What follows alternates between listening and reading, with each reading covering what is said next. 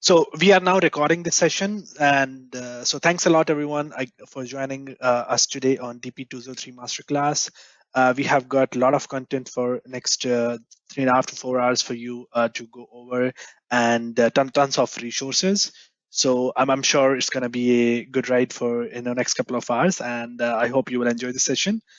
So my name is Amit. I'm part of Spectra Systems, and I basically lead overall service delivery at Spectra. And I'll quickly do like a quick introduction, and then I'll hand it over to Neil, and we'll get started. So our agenda for today is we'll have like a quick overview, and in the overview, essentially, like we'll talk about what you're gonna get and how we are gonna pace the session. And from there onwards, Neil will take over, and Neil will take you through his journey of train the trainer for DP-203. And at the end, we will keep some time for question answers, and if there is any issues with respect to accessing the lab environments or practice tests and so on. So that's essentially like what we are going to do. So a little bit about us. We are Spectra Systems, and we are a cloud-born organization. One of our product, Cloud Labs, is a hands-on lab platform which is sponsoring this webinar and the practice test and hands-on labs that you're going to get. So Cloud Labs allows ISVs and product organizations to sort of provision virtual labs at scale. And so we enable services for various ISVs, training providers, SMBs, and so on. And at a high level, Cloud Labs is a hands-on lab platform through which you can provision labs and use for different scenarios. And you'll be like the labs that you're going to get for DP-203 today are actually provided by Cloud Labs only. So that is how that is what like Cloud Labs do at a high level. So today you are going to get the webinar. So we are already in the session. Thanks a lot for joining in. And Neil will be taking over in a couple of minutes. And once Neil takes over, he'll take you through the DP-203 train the trainer and all the amazing content that is planned out. And after that, during the session, you'll also like receive an email on your registered email address where you will be receiving a voucher code. And the voucher code will basically allow you to access the labs and the practice test. So and you will be able to access the practice test and labs through our portal called portal.cloudlabs.ai. So I'll quickly bring that over. So you'll log into portal.cloudlabs.ai, and over here you will be able to redeem the voucher that we will be sharing with you over this session. And then once the voucher is redeemed, over here you will be able to see the course for DP-203, which will allow you to see the labs and practices similarly the way you see AZ-104 here. So that's what you're going to get. The labs will be available for next 5 days. So, and the labs include managed Azure environments, which basically means that you will receive like an Azure credentials with commercial subscriptions, all the limits pre-configured, and you don't have to like worry about raising quota request or anything like that. So that's what you're going to get, and you'll also get like a practice test for access for 30 days where you will have exam questions and everything that you can try out for DP-203 and take it from there. So with that, that is all from from my side, and I'm gonna hand it off to Neil now. So we'll have passed the presenter rights to you, and you should be able to take it from here. Excellent, thanks, Amit. Good afternoon, good morning, good evening. Hi, everyone. Let me just get some of this real estate done. So let me share my screen, and I want to be sharing this one over here. Okay, let's just make sure you guys can see what I'm seeing. So hopefully you'll be able to see the kind of LinkedIn session there saying kind of this is what we will be delivering today. So if someone can give me a note, yeah, I can see that actually is what's being shared. Cool. So good afternoon, say welcome. This is going to be slightly different training for me today. It's going to be to train the training session, so all the T's, and we're going to try and cross those off as we go through the day. I can see some names I recognize, although attendee 14 doesn't seem familiar to me, so whoever that one is, welcome. So there's quite a few people in here. I think we've got about 18 of us at the moment, so great. So for the next 4 hours, or just under that, we're going to be taking a look at the DP-203, so the Microsoft Data Engineer Associate Certification. Now, because this is a trainer, it's not going to be the typical kind of training session that the students would receive. So I'm going to focus on kind of providing as much insight I can into the preparation, the kind of focus on what you're looking to really try and deliver when you're doing this training out to the class. So again, you're probably already aware of this. Some of the stuff I'm probably going to tell you, you might already know, so apologies for that. But it's a 4-day kind of delivery, and there are 11 modules inside of that. So I'll show you in a second. Let me just kind of bring it up actually. I'm going to show you the GitHub repository. Now, generally, I don't showcase this to the students when I'm doing the delivery, although this is where all the instructions are. This is where a lot of the kind of lab information is, but it kind of, I use it myself as a preparation guide. Now, what I will do just now, if I'll show you, I'm just going to kind of get my my collection, as it's called, to give me all of my kind of preparation that I do. So just kind of show you, you can see on the right hand side of the screen, I have a number of kind of training courses I deliver, a lot of the Microsoft courses and workshops. But this one is the DP-203 TTT. And in here, I've got my notes, I've got links to resources.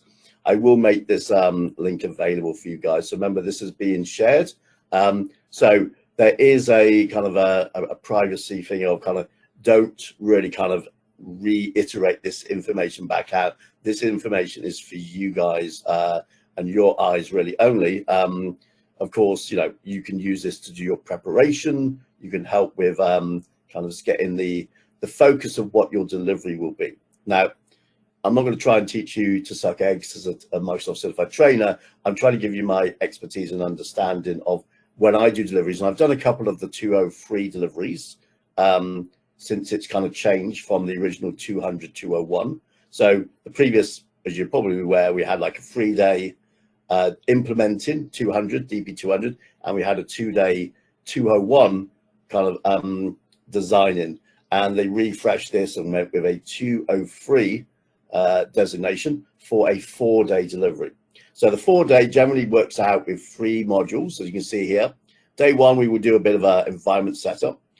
That luckily is now going to be handled by the Cloud Lab. So a lot of challenges I had on day 1 with students always around kind of getting their you know, Azure subscription ready and kind of where's all the resources. So having a lab environment, and we will be taking a look at those a little bit later on. We'll be kind of jumping into that a bit, but we will kind of eliminate a lot of the headache of the environment setup, because we're essentially just going to use the lab. So you'll have access to one of those in this you know, later on. And in day 1, we generally hit the first 3 modules. So module 1, as you're probably aware, and if you've already looked at this material, I'm going to just kind of name some stuff very quickly, but module 1 is about that storage options and data engineering workloads.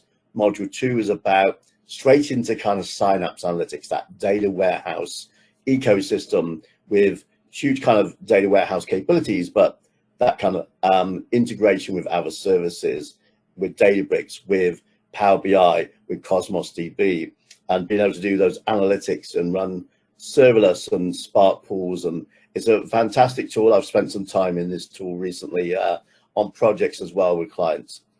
And then we're kind of module 3, we even dip into Databricks on day 1. So the main technologies, and we're going to kind of discuss these in the next few hours, you need to have a pretty good grounding in them. You need to know your way around the real estate, the kind of interfaces, and be able to help kind of the students understand, if they're seeing this for the first time, probably in a lot of cases they would be seeing either Synapse or Databricks for the first time, is how to, even for some of the basic kind of technology steps, things that you and I maybe take for granted because you may have that expertise already. So day 2, you would also go into kind of more exploring, loading the data, using the Apache Spark capability. So the Spark notebooks, for example, you would be using those. and ingesting data in and using the poly-based capabilities of the Synapse Analytics tool itself. So I've got some of these always spun up. I've got some in the labs. I will go through and kind of walk through this a little bit more detailed in technical terms. So I'm not going to kind of spend the time during this course kind of teaching you the same things I teach the students. I want to focus on what you might need to focus in your attention on. So module 5 is loading that data. Module 6 is then kind of bringing in another tool of service called Azure Data Factory. And again, we have pipelines in both ADF, and we have data flows in ADF as well. And we also have the Spark pipelines, or the Spark engine as well, in the Synapse pipelines there. So there's a few different kind of ways of doing the same thing, and you need to make the students aware that there is probably a number of ways of doing this, and sometimes you're going to choose what is the most appropriate or the one that you may prefer to do.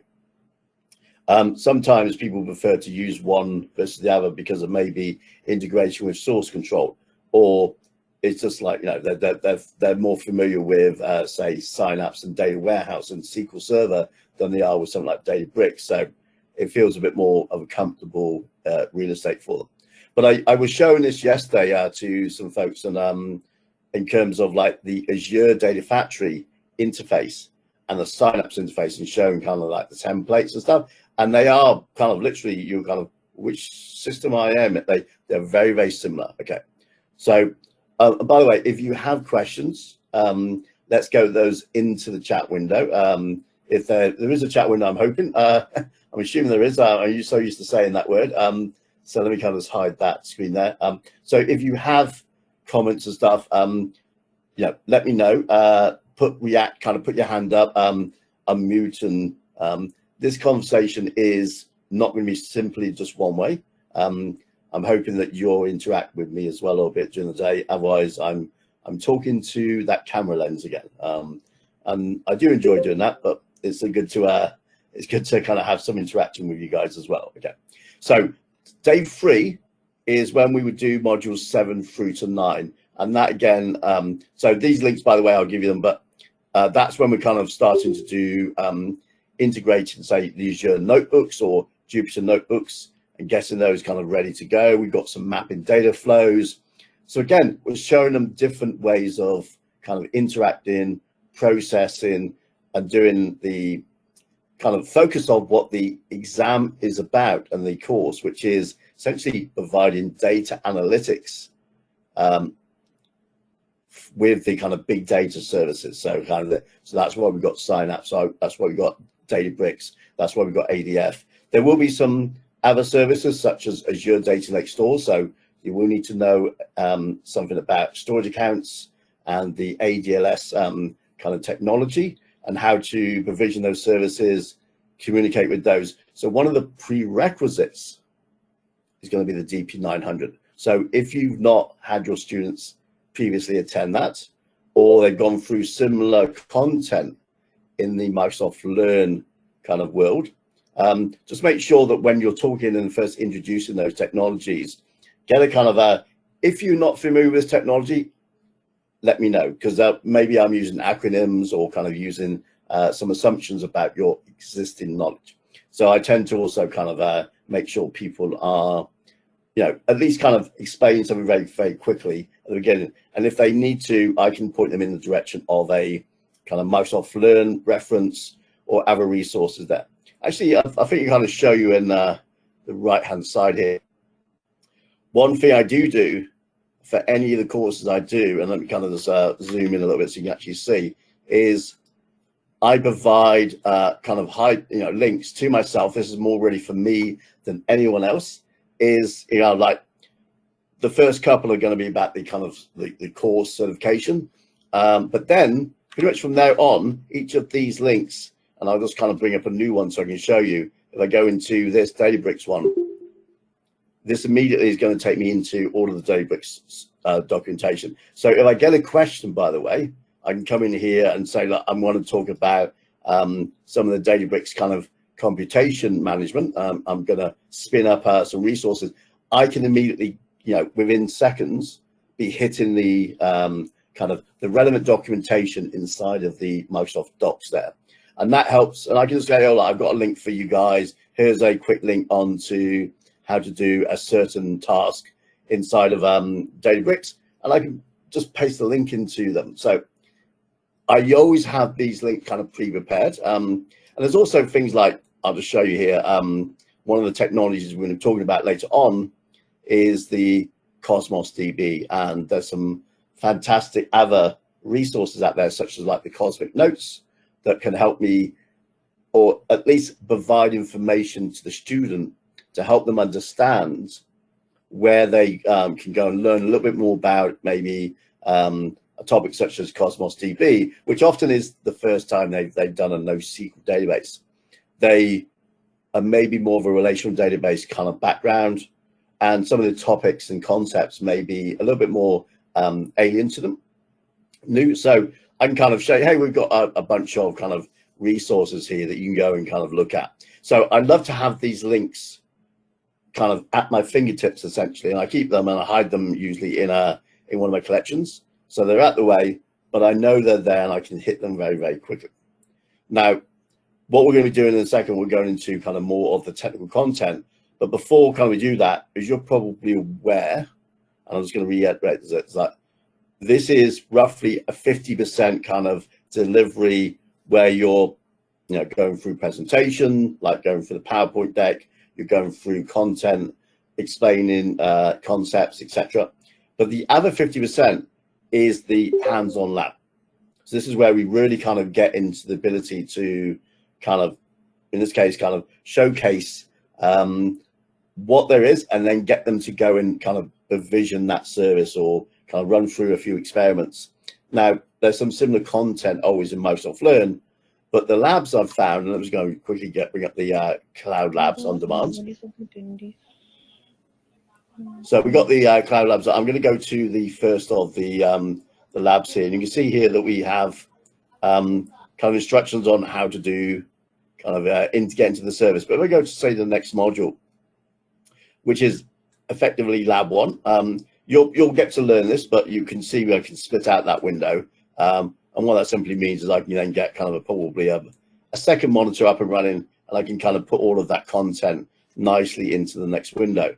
And then I can literally, I'll just show you, I'll just scooch that out at the way, and I've got a full view of my kind of my environment there.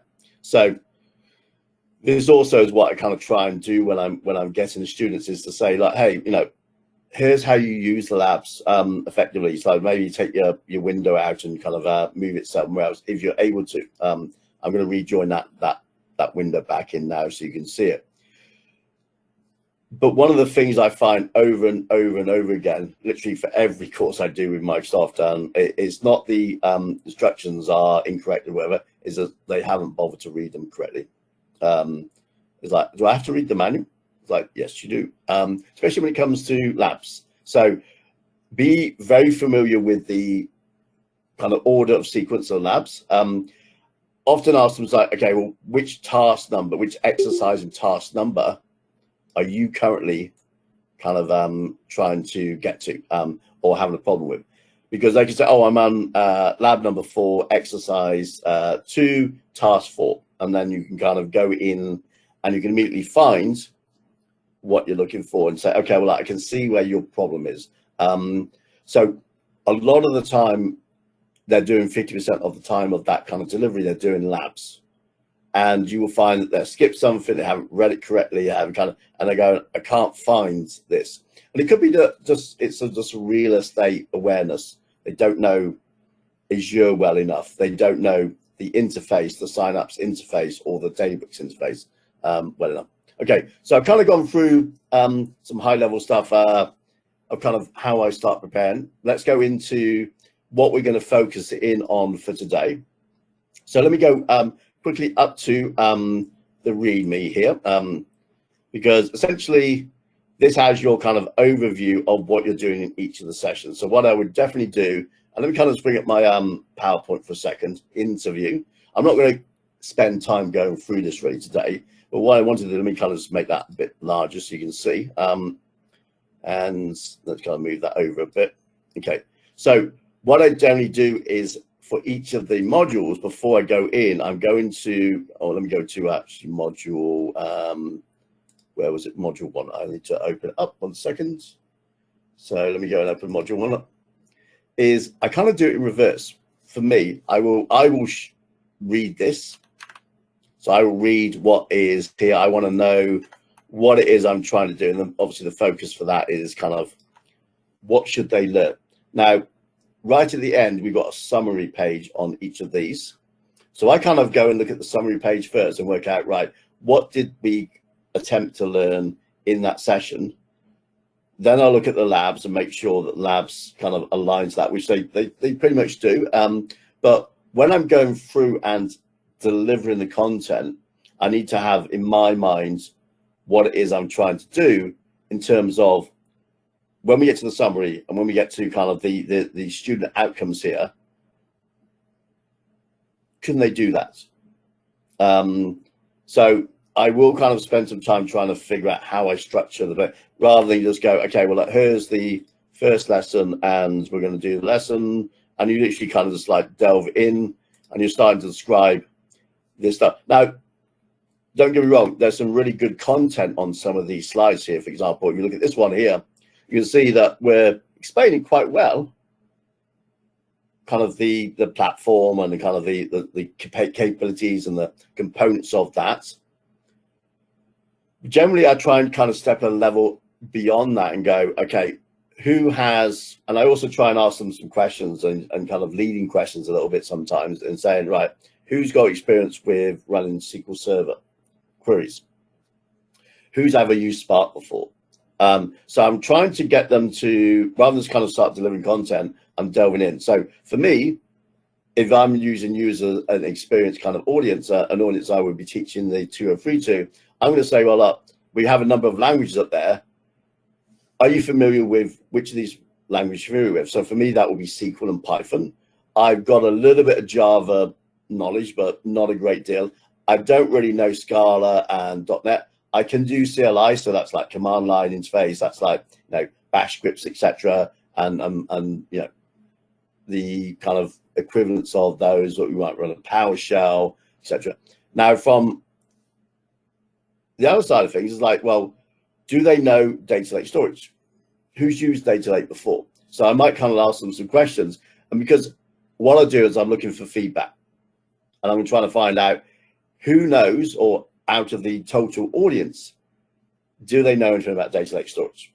Do they know anything about the SQL or Python? Because what I'll probably do is I'll have to explain maybe a little bit more about a certain subject because their expertise or experience rather isn't really there.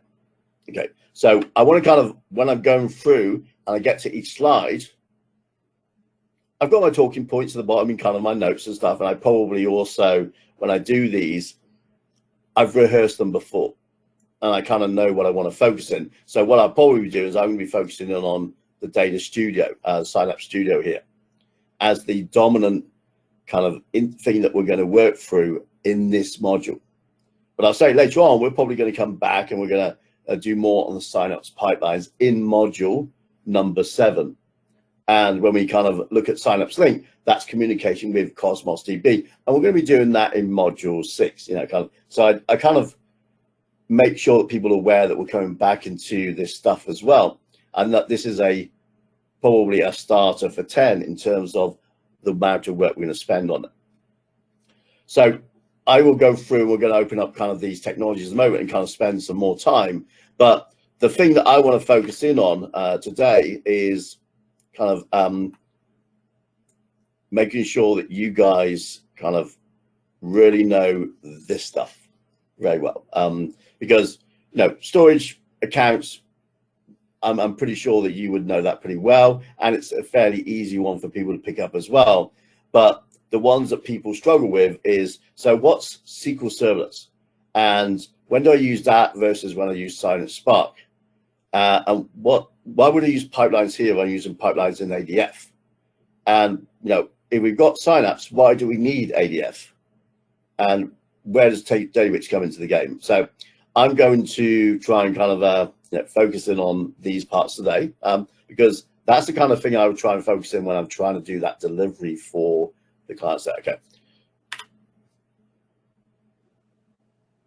I'm also going to take breaks and allow them to absorb that a little bit. So when I organize it, I also would tell them at the beginning of the module, this is what we're going to do. We're going to spend maybe 20, 30 minutes or whatever it might be with the delivery.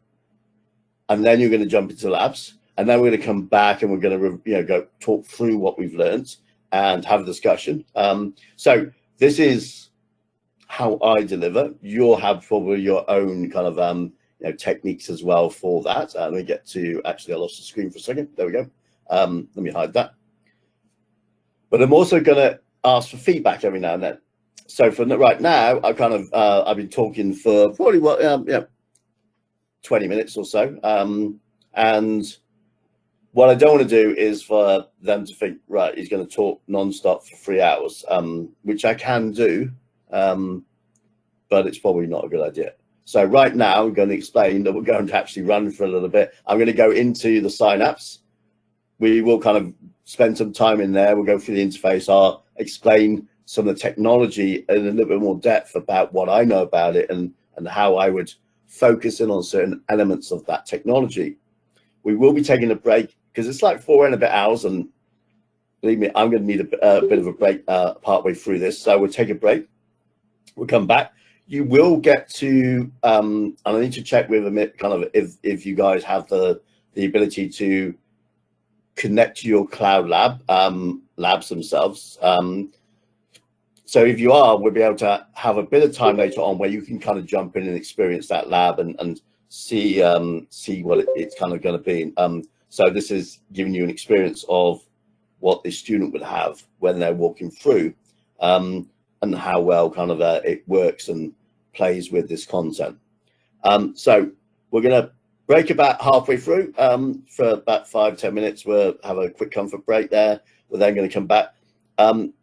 One thing I don't see is the chat window. And I'm just going to, I realize I'm just seeing it right now. So anybody has any questions, I've found my chat window.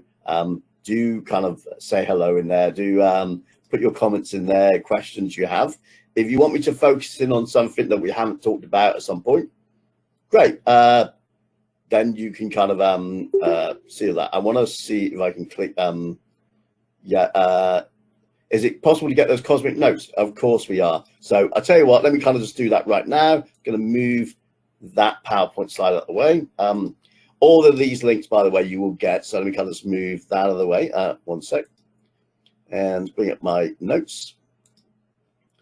And let me go down to the cosmic notes here.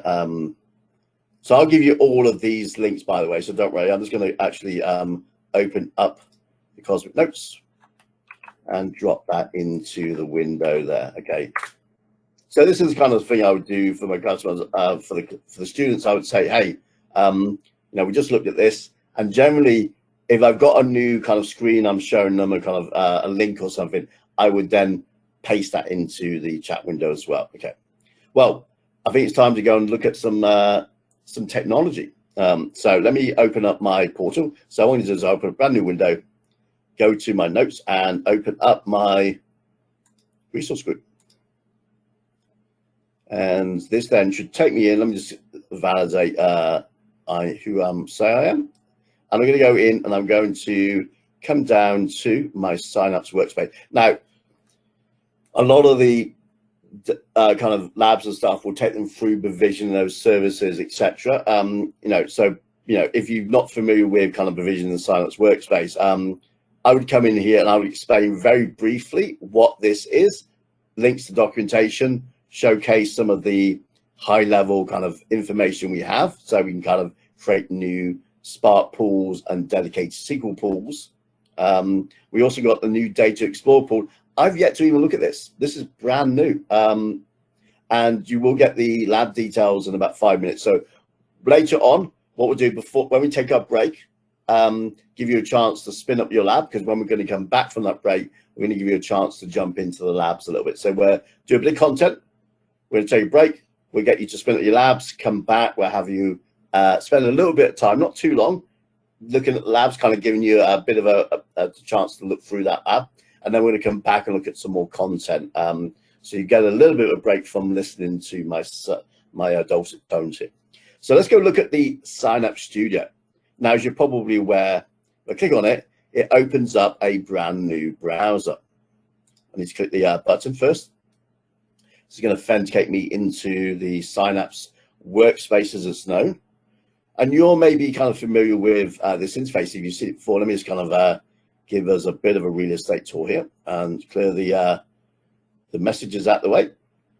So what I generally do is the first time I come into here, I'll make sure they're aware that we can kind of expand out and close out the kind of menu on the left-hand side, close it out to give us a bit more real estate. And we've got all our different sections. I would just kind of spend some time coming through and say, look, I want to spin up some new services. We will go and do that. Some of this has already been created. So as we go through, I will kind of spend some time explaining about the real estate. I'm not going to do that right now because obviously I want to get into a little bit more content. But what I generally do is I'll come down to kind of explain that there's a few kind of quick hyperlinks that you can go to and kind of quickly jump into some of the sections. And one of the ones I'm going to show you right now is if I go into here, we have these samples, for example. If I come into here and open up that, it's going to give me a link to what the samples are. And that sample could be a notebook or a query of some type. So we go back here for a second. And what I want to do is I want to go right to the very top. And I'm going to do explore and analyze. Or I can go to Knowledge Center. That's actually probably a better one there. And I'm going to click on the samples immediately. So I want to make sure that they're aware that they can come and learn about these technologies and kind of walk through these step 1 of 5, 6, 7, whatever areas. Let me go through all of these very quickly, get to the other end, and then I'll show you what I want to show you. Okay, so when you come into the Knowledge Center and go to samples, because one of the first things they're going to do is they need to kind of have a bit of a hands-on. Now, some of the labs they're going to do are going to give them some predetermined steps, exercises, kind of ways of doing it. But I want to make sure that they're aware that this kind of exists. So I'm going to click on the Explore Sample Data, use the sample. And this is, of course, kind of then going to, let me kind of real estate this a little bit. This is deploying, and it takes a minute or two. So usually I would kind of click on that. And then while we're waiting, I'm going to explain what it is we're doing with this one, and that we will be, attaching to what's the Spark pool. And then at this point, I'll say, well, who's had a Spark pool, who's created the Spark pool before, who knows what one of those are. And if the feedback I get is, yeah, we're kind of unsure about this this piece, one, I can go in and say, okay, well, let's go in and connect to that. We're going to give you some links, but also we're going to explain. And we probably have some slides already inside of the DP-203 presentations that will actually explain it. So we've probably maybe gone through some of that content before they get in here. Okay, so in this case, we're going to make sure that we're connected to a Spark engine. You see I've got a couple there. I've got Spark 1, I've already had one, and I can manage those pools and see which ones I have, which ones are running, which ones are paused, etc. But let me go and choose this Spark engine, make sure that it's all good. So that one was yesterday morning, and this one is about 2 minutes ago. Okay, cool. Okay. So in this case, what I want to do is I want to go back to where we were. So I'm just going to go back to, I forgot the screen section. Let me go back. Now, where was I? Oh, I tell you what I was in kind of in here. Okay. So I'm just going to see, we were working with that example. So I want to go and click back into the previous screen. And I'm going to then say, we're going to run this. So at this point, I'll probably kick that off and wait and expect that to kind of process. And for some of the early stuff, I'm actually going to say, well, what are we doing here? And then I'll focus in on what we're trying to do here. In this case, we can see that we've got one of the machine learning open data sets. So there's about 20 or 30 of them. There's a few kind of different colored New York taxi data sets. There's a green, there's a yellow, etc. And we'll bring that data in, and we're going to convert that to a Spark data frame. So similar to a Python data frame, it's going to be a data frame that we can use with the Spark pool, the Spark engine, which is what we have up here. And again, we're talking about those different languages. Oops, click on the right screen now. We're talking about these different languages here. So let me try that again. So I'm kind of waiting for the thing to kind of run in the background a bit. So I'm filling in a little bit with some content, saying like we're running a Python kind of kernel at the moment, but we do have the Spark SQL, the Spark Scala, and the .NET, which is a C# app as well. So that one is still running. You can see here we've got the kind of interface saying it's running, and I will probably explore them, tell them like, hey, we're looking about Markdown, which is obviously the kind of text, so kind of narrative type text with images and that kind of stuff that we would put in there. Am I using Zoom It to highlight the elements of the screen? Correct, sir, I am indeed, yes. And I tend to always forget to use Control-2 where I can do it and actually into the screen with the screen. But yeah, it's the tool of choice, I think, for me to zoom it. I've tried Control plus and minus, and it kind of gets a little bit. It's a little bit less effective, I think, when I can just zoom in and out really quickly with that as well. Okay, so that one's kind of still running. So what I'd probably do is I would go like, hey, while we're waiting for that to run, let me go and open up and manage.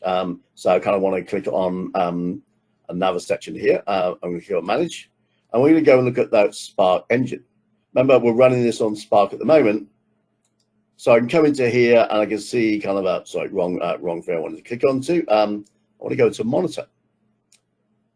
Okay, so I want to see what we're running in that in these different pools here at the moment. So we can see that we're currently running Spark. And if I go into here, I don't actually, is it finished running? Was it Spark pool or was it SQL pool that I was running on? Let me go and check because I can't remember what I was running there for a second.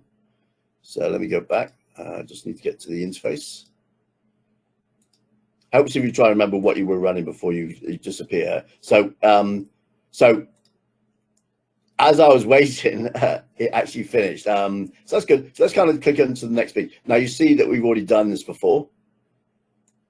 And you can see that I've executed this and I've got the schema. So what I probably would do then is I need to kind of explain to them that we need to go and kind of, in this case, kind of clear the output, so that when I run these cells, I don't have this. So I'm going to rerun that one again just to quickly, but it won't take too long to run because we just kind of kicked this off and running a few minutes ago.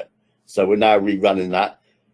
But I would probably remember to clear this down. But remember, when they're doing their labs for the first time, they won't have had this running previously. So they won't need to probably go and clear the screen.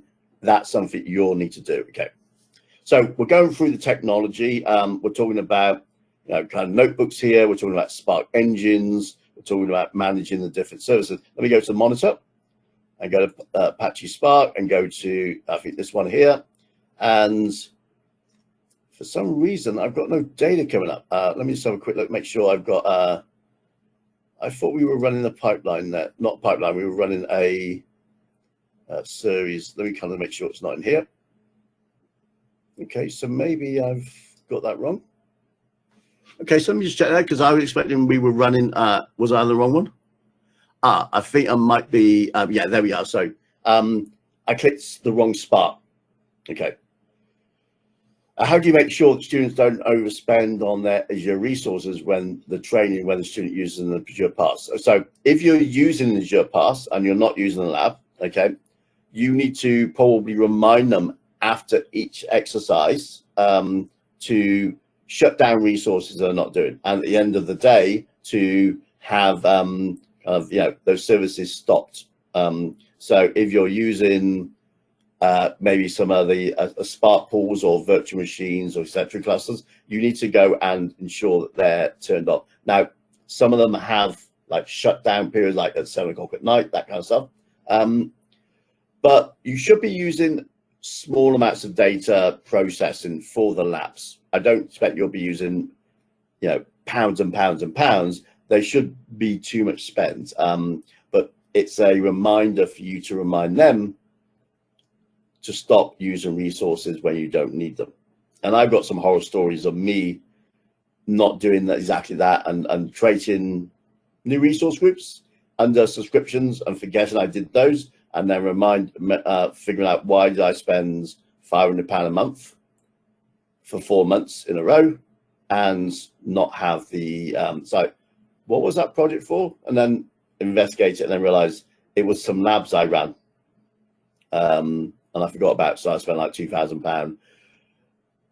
Those Azure passes only have like £100 worth on them, so when the resources are gone, they're gone. Just make sure that they're aware that whenever they're running, they're spending that money.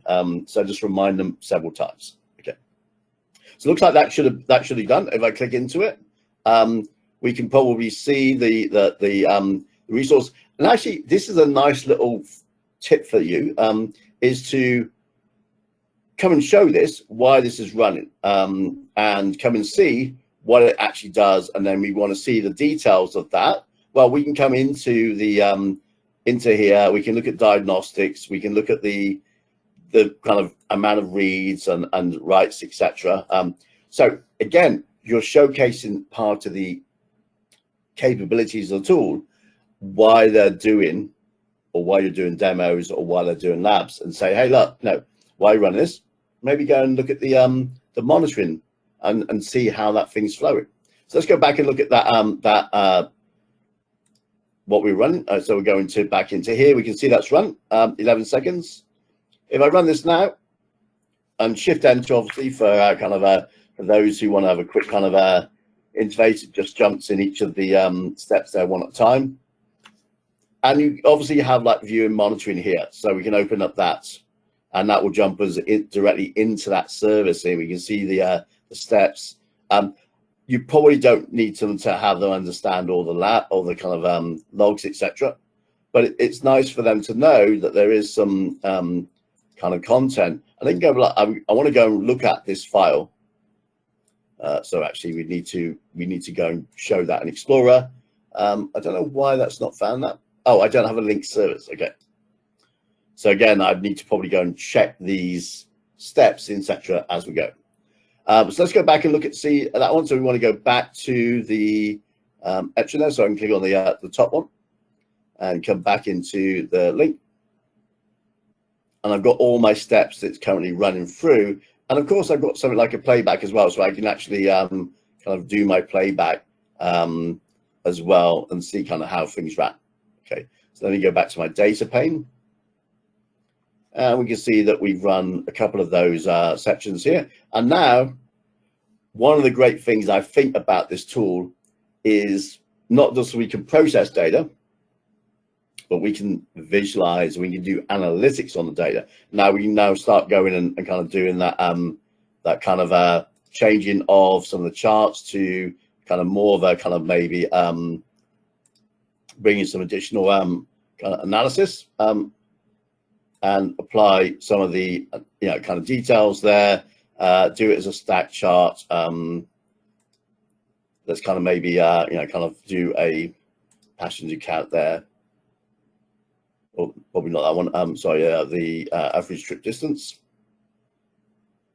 And you can see kind of okay, we've got some very granular details here. Now, clearly, you can go and say, well, let's go and look at the data. Let's kind of export it out. We're probably going to be connecting something to a tool like Power BI at some point, okay, which is going to be a great tool. And I've asked them if they've ever used those tools before. Again, you're building up on that knowledge of what they're doing with the technology. So, they may be for the very first time running and looking at what this technology is. So, for example, like, hey, here's my notebook. If I click on this outline, I can jump to kind of the relevant sections. And this is something that you probably want to make sure that they're taken care of, is that you do have them clean up as they go. Now, if they're running multiple labs one after the other, they're probably going to need to just clean up at the end of the day, end of those kind of labs for day 1, day 2, day 3. But ultimately, you kind of, you're burning money if you're running. Now we're only talking like 40p an hour, 30p an hour, kind of whatever it might be. So it's not going to be massive, but it is a resource that they just need to know that they can stop and start those resources in these buttons here. So we can go in and configure the source, the service. We can see what's actually being run here. We can obviously check to see if we're using like maybe a small or a large, kind of what capacity we have. What is the timeout? So these, you get opportunities to go and kind of delve into parts of the interface as you go, as kind of looking through. Okay, so let me just take a small drink. So, like I usually do with my my deliveries. Anyone got any questions? I usually wait at that point for someone to respond, by the way. But it's kind of just giving you. So someone said no questions. I think 2 of you are asleep, and 4 probably left to go and get a drink. But I probably at this point maybe get a question, or I will phrase a question. So if I don't get a response, I'll go, okay. So no questions. Was that useful? Did you learn something there? So I maybe kind of phrase it in a way that they have to respond, kind of more with just a yes or no. And you may do like a poll or something like that. Hey, that would be useful, kind of maybe to get some feedback, is to actually put a poll up, because people feel they have to then interact with that poll. What did I not do for this session though? I didn't do any preparation for polls, did I?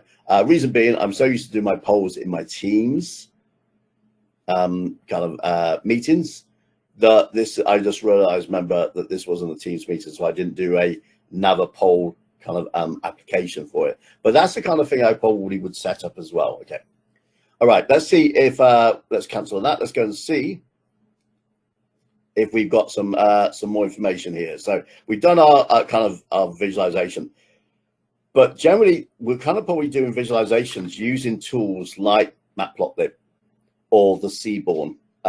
So again, if they're not familiar with these, we kind of show them a quick examples of, let's go and run that code. So Shift Enter, and we'll get that kind of that up and running. Again, I'm going to just kind of close out the outline, because I want to kind of show them, hey, look, here's the visualization. Now, it's not a great visualization example probably to go, but one of the things we can do is also kind of make sure they're aware that you can kind of like just hide the output, and we can see the steps going through what it is, and actually kind of the steps. So if we want to jump in then to the hyperlinks that actually take me to the more detailed view in terms of also visualization of the activity of the job. So really kind of then have the ability to kind of choose the ability, okay, well, we want to click on zoom, we want to zoom in and look at some time frames. I can't remember, did I enable zooming? Yep, okay. So, oh, I see, I need to kind of, I thought I already zoomed in that, yeah. So we can see kind of, well, actually there's something going on here, and we want to see what that is. For some reason, that's not playing ball with me, okay. Okay, and it skipped the stage. So I'll come down and show them that, and then I'll get rid of that that interface and come back to where I was. So when they finish that lab, or when I finish the demo, probably this is probably a demo rather than a lab that they're actually doing. I'll make sure that we go into kind of some of the other sections. So there's my my notebook there in my develop. I can then say, like, you know what, I'm going to want to kind of do something with that, either clone it or change it. Or what I want to do is, in this case, I've got a notebook that we haven't published yet. So this is a new file, a new change. We kind of created that resource, and we're going to publish that and kind of put that into our what will be the Synapse Live. But we could also have a code repository, and I would then talk a little bit maybe around kind of the types of repositories. For example, I do a project at the moment with a client based in Ireland, where I'm doing a DevOps engineer role for them. I'm setting up all of the DevOps kind of processes for them, connecting kind of, it's basically Python code and kind of web apps and that kind of stuff. But I'm showing them, okay, look, here's how we use kind of the source control. So I would explain, okay, well, look, here's GitHub, or you would probably use something where you're going to use one of the GitHubs, or maybe the DevOps GitHub, Git, and you're connecting to some of your kind of resources there, and off you go. And again, it's kind of just, maybe not a side conversation, but you're just making sure that they're aware that this tool has these capabilities. Okay, so that's been published into the Synapse Live. That's where we work. We kind of have some built-in kind of storage of the files, etc. So what else do we kind of not show here? Well, I probably then would be showing, like, okay, we look at the we want to add in this notebook into an existing pipeline, or create a new pipeline, for example, and we're going to take that notebook and we're going to put it dead center in a brand new pipeline that's going to do maybe some additional tasks. It's going to bring some data in, it's going to cleanse it, it's going to run through the notebook and do a whole bunch of work. So this is then saying, now we're talking about Azure pipelines. And did anybody see that this is familiar to the interface you'd see when you look at Azure Data Factory? Now, potentially, what I would then do is I would quickly say, well, let me just show you how this looks very similar to Data Factory. And I would open up one of my existing links, and one of those links is going to take me into, if I can get to, where was it? Here. I'm going to go to my existing Data Factory that I already have. Now, I probably would have envisioned up some pipelines already in that world. I didn't do that. I forgot to do that today. Well, I forgot. I didn't have any time to do that earlier because I hadn't thought about doing it earlier. But kind of we will go in and show, okay, well, let's look at kind of doing a authoring of a pipeline. And actually what we want to do is we're going to bring in some new, a new pipeline. And then I'm going to say, look, there's that interface. And where was the other one? So let's kind of put them next to each other. And so we've got move and transform, data explorer function, etc. And we've got our interface. And you can see pretty much it's the same. There are some differences between a Synapse pipeline and a Data Factory pipeline. But it's not relevant for the DP-203 exam objective domain. So you're probably aware that we need to also keep things within the realms of what they need to know for the exam, and point out sometimes that something I'm going to tell you right now is not part of the objective domain. It's not going to be there. And how do I know that? Well, I can go into my objective domain. So let me go to the skills that are measured as part of the objective domain. So I'm going to go, I probably would have done this at earlier part of the course anyway, but I'll go, look, we are now kind of into, let's go down to where we probably do it. This is where we will be doing transforming data and creating those pipelines. And I will be kind of talking about, this is what we're covering inside of the objective domain. But there's kind of practical knowledge as well that you're going to pick up, or need to probably really have a focus in at some point to say that's what we should be looking at. Okay, so let me just refresh the caffeine levels.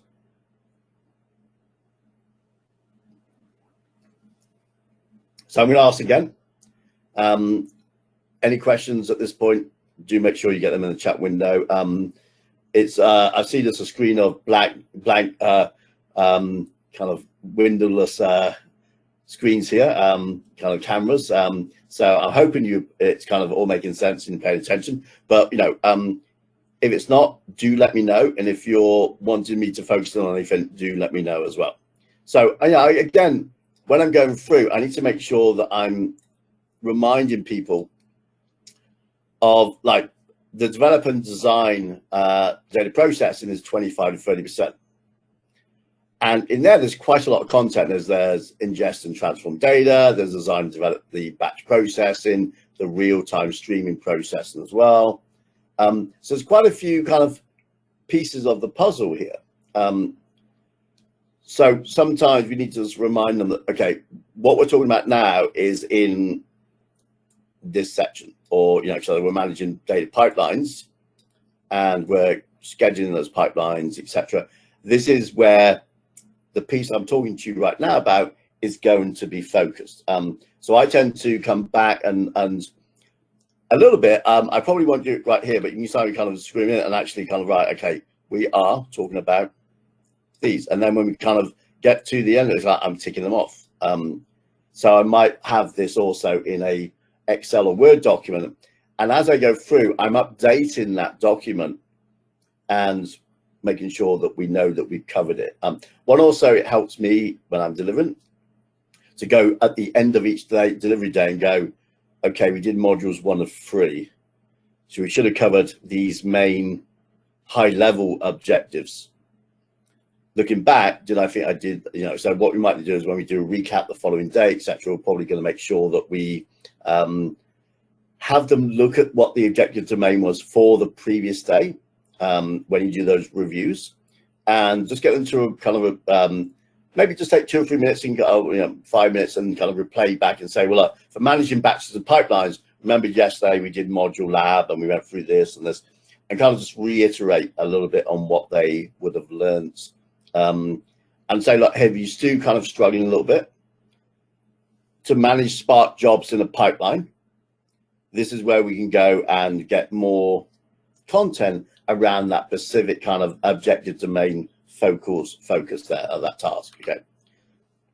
All right, let's go back to the signups. Okay, so again, we're kind of bringing that pipeline in here. And what I'll then do is also kind of do some real estate stuff and say, well, look, when we go to a non-UI version, i.e. when we go to the scripting kind of pipeline version, does that make sense? Can you read that and see if that kind of makes sense? That we're going to run a Synapse notebook here. And we've got basically one pipeline in it called pipeline 1. And obviously it's a notebook, so we need to go into the notebook to see specifically what it is. But when I go into that view, does that make sense? So let me cancel that for a second, because when they look at this and go, well, I'm going to now add in my control flow: success, failure, completion, or skipped. Do you think you're going to get a question on the exam about control flow and how so you're also kind of maybe hoping them kind of get to think about how they're going to be quizzed on this information later on, and you're probably maybe just kind of highlighting a few bits and say, well, look, there was that timeout that we saw in that there was the refill. Let's kind of maybe look at some of the settings. Is there any properties or user parameters or something we need to put in here? How do we add a trigger? What is a trigger? And then kind of we'll go through and explain some of the capabilities that this interface has, because it's the first time we've seen it. Now, we don't need to do that on every single time we come into this, of course, and we can kind of minimize some of these windows and get a bit more real estate. But it's like, okay, well, let me go and come into this notebook and also kind of do the right clicks and stuff and show them, look, let me show you how some of this additional kind of validation works. Let me kind of actually run a debug. So I'm now going to explain to them that the debug is actually standing up in the background, the ability to run the pipeline, and it's spinning up that service, that Spark service. And within a few minutes, this one will be available to go. And then I'll be able to do a manual run and get that to essentially execute that whole contents of that notebook. So I can do it interactively. But when I kind of want to run this at 2 o'clock in the morning, I don't want to get up and do that. I want to be able to show them now that this is now going to be running. And we can jump into the content of that. And we can go and see any parameters. We can see kind of, actually, there's no problem. We can go and look at the data that's going into that. And then when it's up, we can actually show them the results of that as well. We can say, okay, this ran, and this is what it looked like when it was finished. Okay. So we probably wait to that for to finish, and then explains them, well, what is an IR, an integration runtime? Are we using the built-in IR, or are we using one of our designated ones where we already have maybe a runtime on, say, on premises with SSIS? And if so, why would we want to use that as opposed to the cloud version? And what is this kind of integrated IR that we have? And how do I change those values? So again, we'll probably be explaining some of the content as we go. Let me just wait for that to finish running though. So I'm going to go to monitor, and I'm going to go and look at the that we kind of have so we have that session already running, but now what we do is we have this session running. And again, we can see kind of what this is doing. We can explain what this is doing and kind of download the logs, etc., and go through various sections of this. But ultimately, what we're trying to do is make them familiar with using the real estate, and then get them to understand when we talk about kind of a pipeline in ADF and a pipeline in Azure Data Factory and all that, is that these are just the tools that do the same thing really, but we can kind of wait for that to so that, let's see, I think this is to run. Yeah, it's going to take about 4 minutes, I think, if I remember, when I last ran it. Let me go look at the other pipeline, because I think that is also that's causing this one to hold up as well. So let me go and look at the pipeline. Let me real estate a little bit. So I think we were done on everything down to this. So this is finished, and then you notice that we don't have. It says client resources. Well, I'm going to explain to them that I'm going to stop that session. But I have another session running, which is the pipeline one. But this interactive notebook session, I'm doing a stop on that session there. Okay. And essentially then explain that what we're doing with the pipeline is we're doing a run all essentially. It's taking each cell, code cell that is, and it's kind of clicking through. So if there's error in the run of that notebook, then clearly when we do it as a pipeline, it's going to error out as well. Okay. Okay, let's just remove that for a second. Okay, so that looks like it's all done. Let's go and check the monitor. And we wanted to look at what we had. Oh, sorry, wrong one, this one, and run this one. And we can see that we ran, and I think we were running on Spark 1. And this is what we've run here. So let me do a check on time. And the current running one is this one here. So this is a kind of introduction to the Spark analytics world. But there's a ton more of resources that we need to go through. So let's kind of let's spend some little bit more time in looking at some of these components. So first off, let's go and make sure that we have a good understanding about these two here. So just to let everyone know, kind of in the comments notes there are about, they've shared the voucher codes. So when you do have those, check your inbox spam, etc. Make sure you have those, and then kind of you'll be redeeming that code in order to make use of that lab example after the break. So let me just check where we are over time. Yeah, so it's just just after 5. Cool. So we've got a little bit more time before we're going to get you to do some labs. But the thing I kind of normally get is like, if I'm doing this one, is what is a SQL pool and what's the Spark pool? Now, if you kind of remember or back to slides, and we would have kind of already gone through these slides with clients, but kind of with the students, is like Azure Data or Synapse Studio initially was called Azure Data Warehouse. And that is a kind of 60 different nodes under the covers for kind of partitioning out the data for a large data warehouse. So kind of putting, terabytes and of size of data in there and getting results back really quickly by partitioning strategies. So the SQL pools here is essentially the SQL engine and running either what we call a provisioned or a serverless component to that. So what I'm going to do is I'm actually going to say that I'm going to create a new SQL pool. And I'm going to say we've got a built-in one. This is kind of the serverless built-in one. And what that simply means is it spins it up on demand. And you'll be able to spin that up on demand, and you'll be able to kind of do those interactive ones. But we're going to create a new pool, and we're going to give us a new pool name.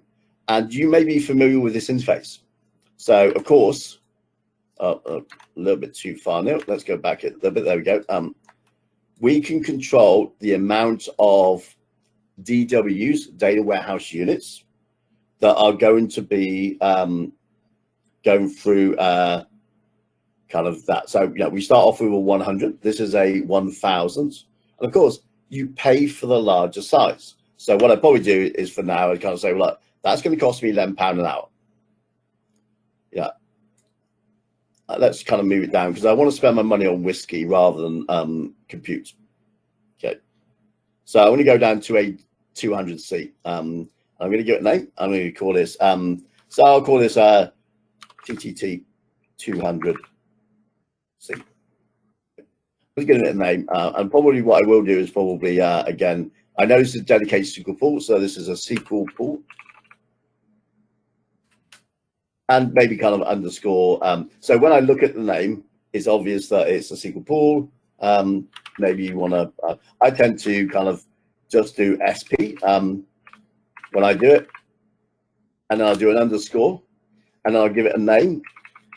And then I'll do an underscore and I give it a size. Now, the reason why I give it a size, although I can change that size back and forth, I'm kind of saying this is the original size I sized it as. Okay, so it helps you try and remember the size. That's kind of not something that is in the course or exam, but it's kind of more of a tidbit that you want to share. So I'm going to use that, and I'm going to say, well, look, let's kind of create that. Additional settings next. What type? Well, I'm going to do just no data. It's going to be like a blank dedicated SQL pool. So it's going to be like no data in there. I won't do any tagging on this right now. I'm going to go and create it.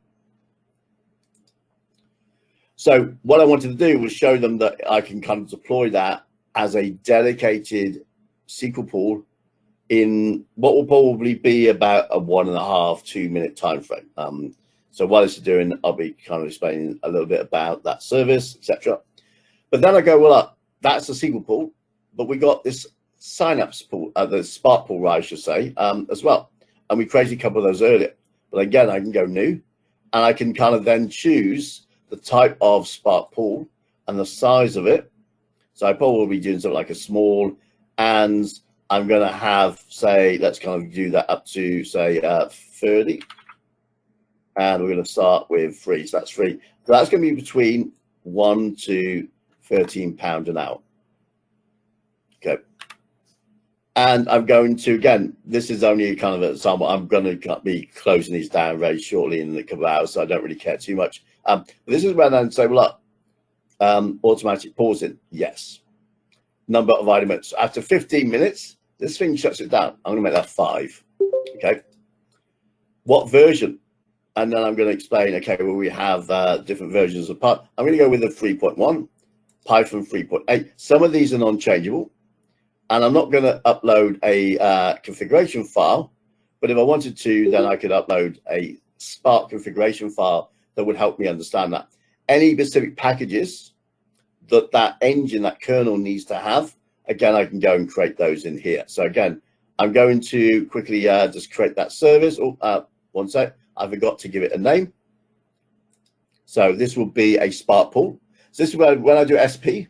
It's like, Neil, you've got SP. So this is usually SPK, and then underscore TTT. And in this case, let's kind of do kind of this is going to be a 4C. So 4 core, okay, or VC, we want to do virtual core. So again, I know why I originally sized that. Again, remember, this is a scalable service. So additional settings. Nothing else I want to put in there. Let's go and review and create. Did I miss something? I maybe missed something in the additional settings. Okay. Oh, I missed not in basics. Okay. Oh, yes. The joy, and the real joy of Microsoft themselves when you kind of have naming conventions that are different for different services in the same bloody thing. Only contains less numbers. Remember when I did it for the other one, I could use underscores or hyphens. Spark Engine. Nope. Okay, let's kind of just do a review and create on that. Green. We like the green. Create. Okay.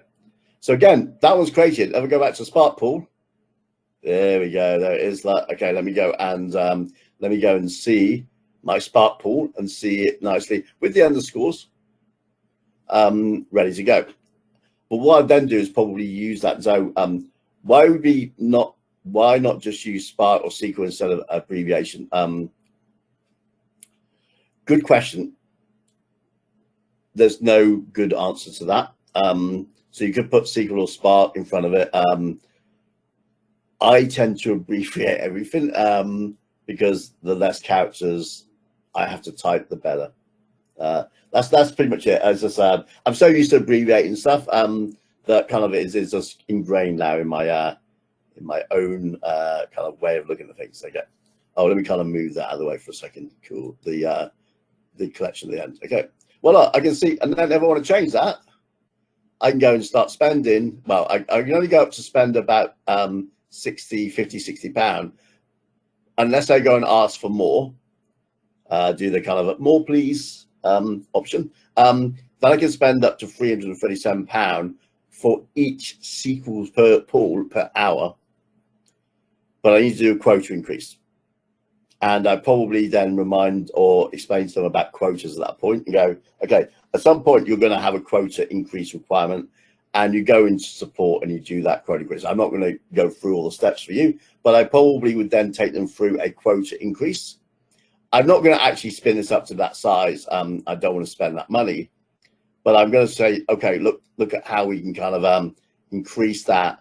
And at some point you'll need to kind of then kind of ask for that quota support and explain. It takes a couple of minutes to set up the request, and it takes probably about 5-10 minutes before you get a response, because it's all probably AI related in the background.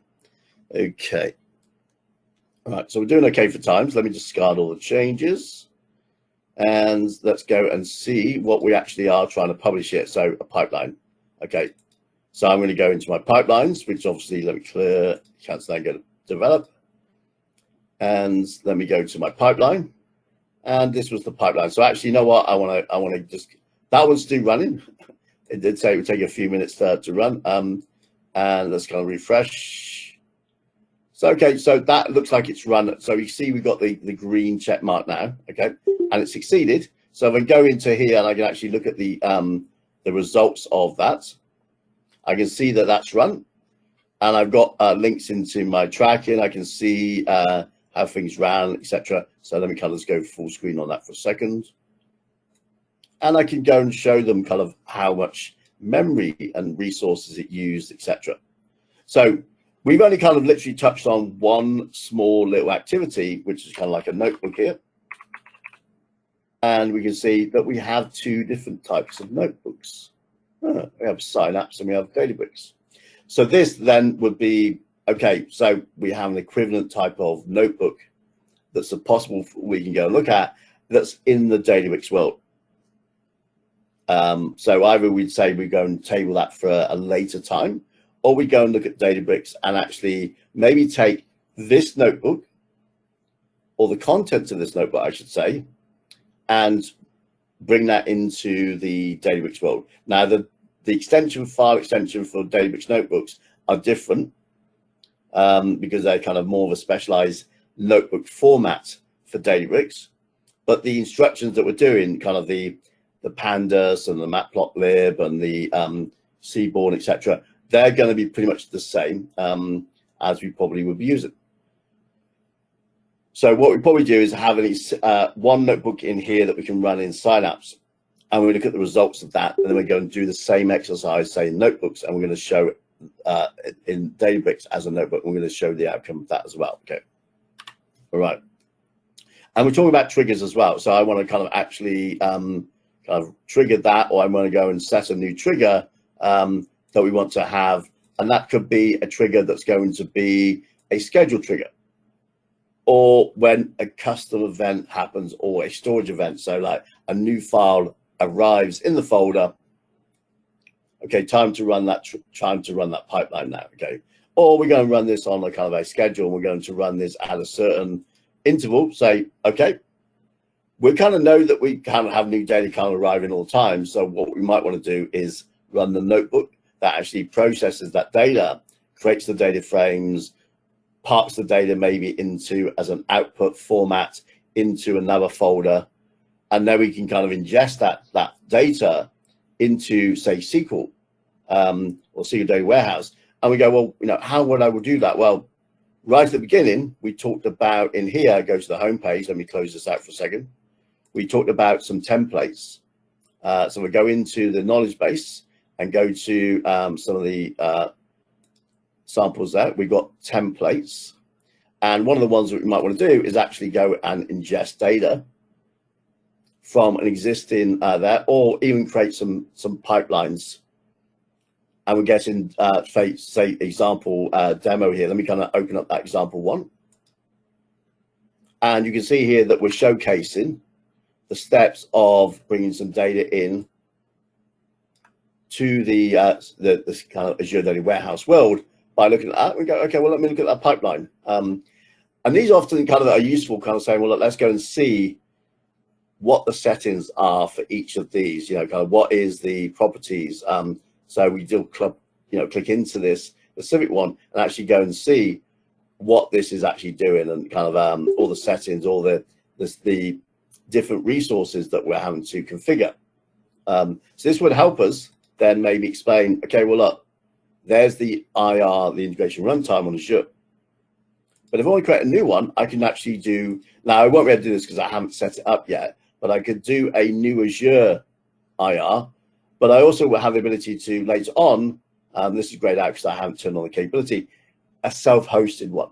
I'm running that IR capability, maybe with some specialized packages or something else that is maybe a little bit different, or the queuing operation and the frequency when I run that needs to be a bit more controlled, and I want to do something as a self-hosted one. Okay, I'll clear that for now. But we're then going to explain kind of, well, look, let me look at this data flow. Let me go and open that data flow. Wow, what's this data flow? What is this data flow doing? And how do I kind of learn more about what that is? And let's kind of look at some of the data. So I'd actually need to turn on the debug operation here to showcase the. So let me kind of put the debug on. That's going to take a couple minutes to spin up. But then I have the ability to click into each of these and see what that data flow is doing, and then see that actually that was a part of a pipeline step. So I'm building up the kind of the technology that I'm showcasing to everyone. And hopefully, as we kind of see, we've now got quite a few items that we want to publish. The number gets a little bit bigger as we go. So we'll wait for that to come up, and I'll just then showcase the options there. So let me go back to the settings for a second. Where am I? So yeah, sorry, wrong one. My mistake. Come off. I just remember to click the wrong free net. I want to go optimize. That we then want to probably start explaining when I do this, that we have some partitioning strategies. So I'm waiting for this to kind of spin up, but I'm going to go, okay, well, this is a data warehouse. So when we position that data across those 60 nodes, and the number of control nodes is going to be dependent on the size of that data warehouse. So a 200 size will have, if I recall from memory, will have 4 control nodes, and kind of, I probably got that wrong. I can't remember how many is it now, but is it round robin? So we actually, the next piece of data that's kind of randomly put into the next kind of node, or are we doing a hash partition based on a specific column? If so, when I click that one, what is the definition of the column that we're going to use for our partitioning? So for example, maybe customer key, for example, or location. Is it dynamic range? Is it going to be a fixed range? are we using keys? So I then go and explain kind of a little bit of the details, but there's the data. Let me kind of make that a little bit bigger and just zoom in a little bit so we can see it. I can see the data here, both the input and the output. So I can see kind of if we've dropped columns, if we've got that. And if I look at the preview data, and I don't think that is quite up. It's too standing up the IR at the moment. But we would see kind of the outcome of the steps of that processing step. So that's going to be something that, again, just making sure they're aware of how the tool is, what its capabilities is, and how you would use that. This is where I would be focusing my attention on doing that. Because what I'm going to do is I will go back to the objective domain and also highlight where in that objective domain we are doing, you know, kind of this type of analysis, these type of tasks. So when you get a question in the exam and you're talking about kind of, yeah, the partitioning strategy, they remember that we looked at some examples where we went into the data flow and we clicked on it and we went to optimize, and we went to kind of look at the partitioning strategy, and we went to set it, and we chose the hash partitioning, and we chose a specific say country region as the partition key. So when we look at country region, you know, whatever that might be, every time we see that value, that's going to go on that specific node or kind of combination of nodes, whatever it might be, whatever the distribution happens to be. Again, 60 nodes. You want something that's going to have a good number of distributions, actually probably a high cardinality in terms of the values for that. Okay, so they can go, oh, yeah, I remember kind of when I was looking at that stuff, this is kind of where, so round robin, this is where we kind of dump it kind of just randomly into the next node. Other partition strategies are where we kind of more specific in where we're placing data. And ultimately, we want to get a balance across all of those distribution nodes, for example. Yep, okay. So this looks like it's up. We can see that that's running. Okay, so let's go and look at the preview. And you see now I've got a little preview there. If I click on refresh. So I'm just going to, I think we did that. Let's have a look. Sometimes you have to go back off and come back on it. Parameters, oh, not parameters, we've not set the parameters for, okay. So we would need to add in, say, the timestamp of the parameters. We actually going to kind of put a value in here. So I haven't done that, but I would then create, so like maybe a timestamp or something like that for that. We won't have time to do that now, we'll get back. But if I want to kind of explain to some people like, okay, what's mappings? And when I do the preview of that one, you know, did that make more sense when I did the mapping of that one? When I go to preview on this, again, we won't see it because it's starting through the pipeline going through. Okay, so I can close these down. Discard. I'm not going to make any changes. I'm just going to quickly showcase and stuff. Notice the numbers coming down rapidly as I start removing stuff. And I'm going to actually kind of really discard all of that change. So I'm just going to go in there and see, well, I'm just going to publish it. This is everything I would want to publish. I can see, okay, well, it's got some data flow. I've got my pipelines. I don't want any of that. I'm just going to cancel. So I'm going to want to just clear out this pipeline, discard, and then I'm going to clear down everything I don't need and go on to the next piece. But you can see here we created these data flows. So kind of I would want to maybe kind of just get rid of these data flows here if I don't need them, for example. Okay. So that is a quick kind of view of Synapse to some degree. I'm just checking the time. Okay. But we talked about Databricks as well. So one of the other resources that we looked at inside of our resource group. And if you actually go into your cloud labs, you'll see that we are talking about in lab 1, a Databricks cluster. So they go into Databricks, and one of the very first things they do actually, before even really get into the Synapse world, is they go in to look at Databricks and do a notebook, a Databricks notebook in there. Okay, so they would have probably covered this a little bit earlier. So let me go and look at our Databricks. Well, let me kind of just open up. Let me get rid of a couple of these for a second, because they do mount up really, really quickly if you don't keep, let's kind of zoom that one, get rid of some notes as well. Don't need that. Okay, so I'm going to open up my, oh, I already had it. Where was it? Here. Okay, I'm going to go to my Databricks. Okay, so let me just reinstate this a little bit. Well, I don't know why that's gone all the way over there. Okay, so let me move that a little bit further over. There we go. So Databricks is, I'm looking for that couple of red, I thought I had it there. Did I set Databricks up earlier? There we go, right at the top. Okay. So I'm going to launch my workspace. Again, it's a browser interface, very similar to what we did with the Synapse workspace. You may find sometimes you get a little bit of a kind of a login issue, and you might have to go back and kind of log in natively with AD.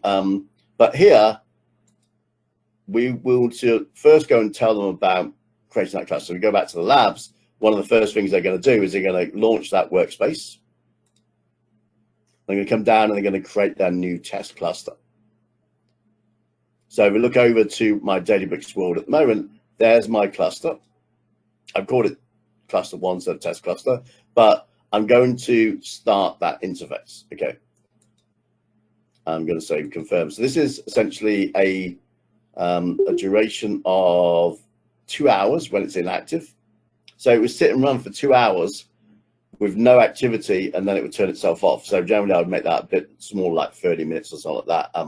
So it's not spinning as much kind of unused resourcing for a while. It may be 50p an hour, so you maybe got £1 worth of use before the thing turns itself off. But you could probably be a bit more terminate after a certain number of minutes, a little bit quicker than that. Okay. Again, what I'll probably do is make sure they're fully aware of the type of mode, so standard, single, kind of all these different kind of nodes as well, and any settings.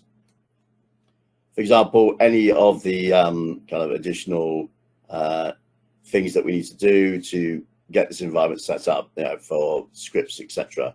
But once this is run, I'm probably going to go into the Spark UI because it's not up and running. Sorry, this one here.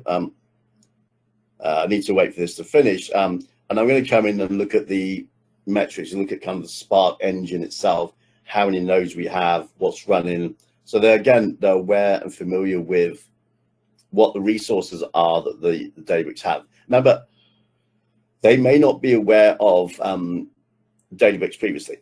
So you may need to go and do a bit of a real estate tour and say, look, hey, you know, Databricks at the moment, we have kind of some built-in kind of interfacing kind of links. So, you know, data science engineering, which is probably the one they're going to focus in on. If they're doing something more in the machine learning world, they will probably go to this one. And if it's purely the SQL kind of stuff, they can go to that. So if I click on this one here and then go to my, wait for this to throw it up. This is what we get. We get this SQL version. Now, this is kind of fairly new, but this really helps. Like, I want to connect to the BI tool. I want to open up and do some sample dashboards here. Okay. I want to run my first query, and I'm going to try that now. So let's kind of reload, and you can see here we've got our query all ready to go there. And again, we're waiting for the endpoint for the node to actually stand up. Okay, so that is the SQL one. Let me go and show you the other. So the other one we had was the machine learning. And again, this opens up a kind of a slightly different interface where we have some kind of documentation about kind of running machine learning or the ML flow experiments, for example. So I can go to my workspace and I can go, look, let's go to users. And let's go into users rather, and go, and let's go do a new ML flow experiment and give it a name. So my ML flow. I'm really good at naming stuff, by the way, as you can tell. Kind of wait for that to load. And what this is done, well, this is gonna allow us to create our machine learning automated ML process. Okay, so if I was doing the Azure Machine Learning Service, I'd be doing something in there, but this is the equivalent of that. And this is going to track that experiment. I need to set it all up and everything. But if I wanted to kind of have a new machine learning experiment, MLflow, I can do that here. Okay. Now, notice what you also have when we come into there, we also have some contextual kind of additional thing. There's my experiments, feature store models. So I can come into, if I won't have any, but if I come in, I can go actually create my new model, and I can do a staging or a reduction version of that model. Feature store, I can come in and manage my different features that my machine learning experiments would have, etc. Experiments will be creating a new, so there's my new experiment. Again, nothing in there at the moment, but I can kind of go and create that new experiment there. Let me go back to the data science one, because I think hopefully my cluster should now be operational. Cool. So in this case, I'm going to go into workspace and I want to go into my users, and I've got a previous import example that I did in preparation for this. And this again will be a very similar thing where we're going to kind of say, well, look, here's the kind of the content we're doing, and we've got some templated examples where we're going to update some information, and we're going to replace, for example, some of these relevant kind of values. So like, this is my specific kind of storage account that I need to log into, ADLS. So I'm going to need to get my specific URL. So I'll go into my portal and I'll grab that URL, and I'll replace this URL with my one, as well as the client ID, credential, etc. And then I'll run the setup, and then I'm going to go and run the config for that as well. So again, this is kind of something that I would probably want to have as an example already done. Explain where the values are, go back to, say, my portal and go, look, I want to go and look at this specific resource group. I'm going to go into my storage account. I'm going to come into here, and I need to kind of grab the relevant URLs, but it's probably going to be something like a shared access signature. And you may have already covered this, or explain to them what kind of I'm going to create a new shared access signature. I'm going to create that resource, and then I'm going to take that information, and I'm going to grab the shared access signature and put in kind of whatever the blob service or the queue service or whatever it might be that I need into those screens there. Okay, so let's just check where we are. Yeah, we're kind of a couple of minutes ahead, actually. Good. So I'm not going to go through lots of examples, but there are in the labs there's lab examples where you're going to, let me actually show you, come into the lab, come down. We're going to grab, let me just do that, grab that one there, the import. I'm going to go back to my Databricks.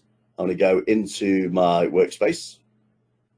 I want to go into my account. I'm basically doing an import, and I'm going to basically paste that URL in there and grab the data lake architecture. And here's the notebook with all of the, so I'm going to make that a little bit available. Let's minimize it rather. So here we can see that we ran this one. So let me say, let's attach our cluster. Come into here, do Shift Enter, come to Command 2, Shift Enter, and this is now going to run and set up that classroom. And then get them maybe to walk through that. Sorry, the bell going off. Unfortunately, that's GoToMeeting, and I don't have an ability to turn that off. Sorry, actually, that's not the bell. It's my diabetes alarm that's telling me I've got too high a diabetes level. So apologies for that.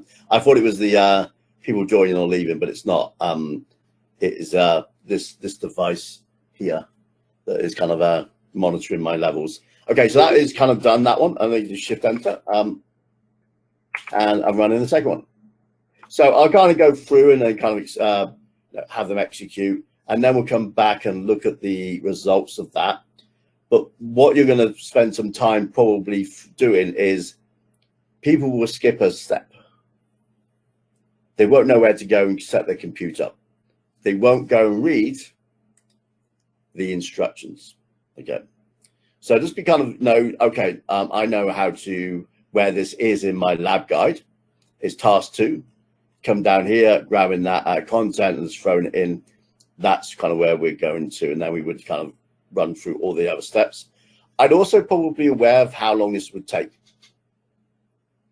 So if this is taking, say, me 20 minutes to do that lab, I'm going to probably give them half an hour. I'll probably give them an extra 10 minutes on that. But what I do is I'll put a timer up on the screen, and I'll let that 30 minutes run, and then I'll stop and say, okay, right. So we're giving you 30 minutes. We're going to move on. But if you haven't finished, just kind of, if it's still running, because they may not kick off straight as well. Be good if the labs had tick boxes. So I do know that kind of you would potentially have the ability to tick stuff off, but I'm seeing no tick boxes here on this one. Okay, I thought there was a tick box, but maybe I was no, I'm mistaken. There's no tick boxes here, but you kind of, there's not a lot for them to control. But again, just kind of, hey, when you're done with that lab, you've got another 11 labs to do or 10 labs to do. They get the hang of it. Okay, what we're going to do is we're going to take a time for you to actually go and look at those labs. Okay, so I've spent some time talking, explaining the Synapse Analytics, explaining the notebooks in there and showcasing a bit of the real estate. I've done a similar thing with the Databricks service. If you look at the first lab, well, say lab number 2, which is actually, I'll call it lab 1, but step number 2 here. Going to have you guys go and spend some time with that. So this is what I normally do: is say that, hey, you've got an amount of time. Go and have a play with the lab. Go and wait for the lab.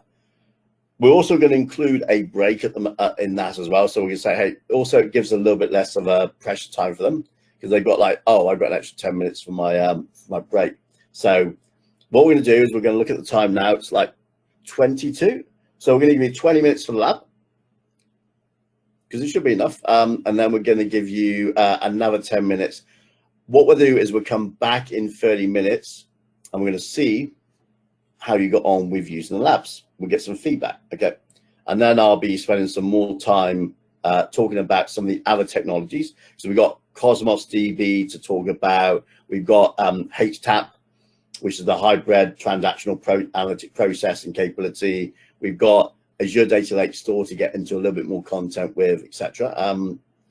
So let me go put my normal timer up. Let me kind of just put my timer up. Timer. And just going to grab a 20-minute break.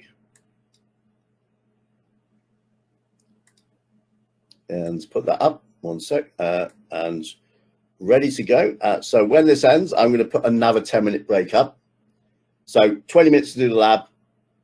You may or may not finish in that time frame. 10 minutes, then we'll do a kind of break for 10 minutes, and then we're going to kind of go back to some new content. Okay. So as I normally tell people, I'm going to be here. If you have questions, let me know what those questions are. Go and have some time with the labs. So that's what I'm going to get you guys to do right now. Okay.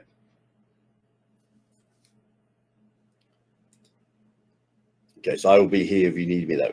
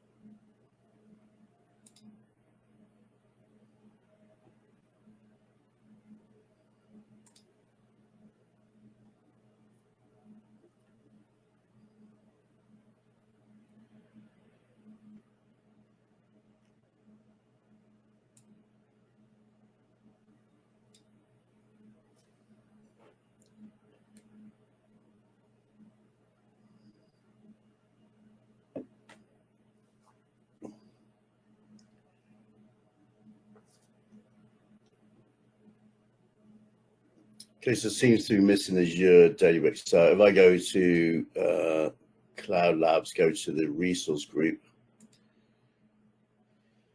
we should have kind of just let me kind of just get this up and running. So kind of scroll down a little bit. So you should have 9 resources, which is Databricks, Stream Analytics, Cosmos, Storage, Key Vault, Storage Account, signups, and event names, and Apache Spark at the bottom there.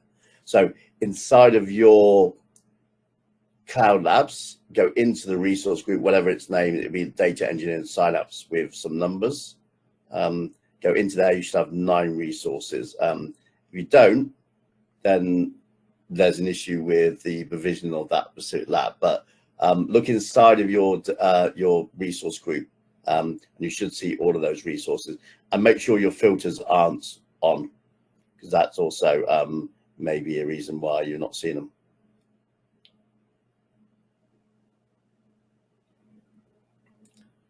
This lot here is nothing to do with the lab. This is my environment, so it's probably why it's slightly different. You weren't seeing stuff in there. So one of the questions I had was to do with private links. So if I want to get my connection to my SQL database, the server name of the SQL database would be the server name .database.windows.net. So that's always what the server name is, and then your connection will be essentially a either connection string. So you might be doing AD.net or something like that, or potentially you're going to be using. Let me go into the database itself. I haven't done that yet. Let me go into SQL databases, and let me kind of just refresh, take my filters off, because I have filters on everything. If I go into here, I can be able to see the specific server name and also the specific database name. So I've got my database name here as well that's resided on that server. So go to the database connection, I will see that it is the name of the server.windows, and then the catalog is where the SQL database name is provided. So that will connect me to that specific database. Now, what I would probably do is I would probably have a connection, and this will kind of then be something. Yeah. So if you were looking at this one, this is my Azure.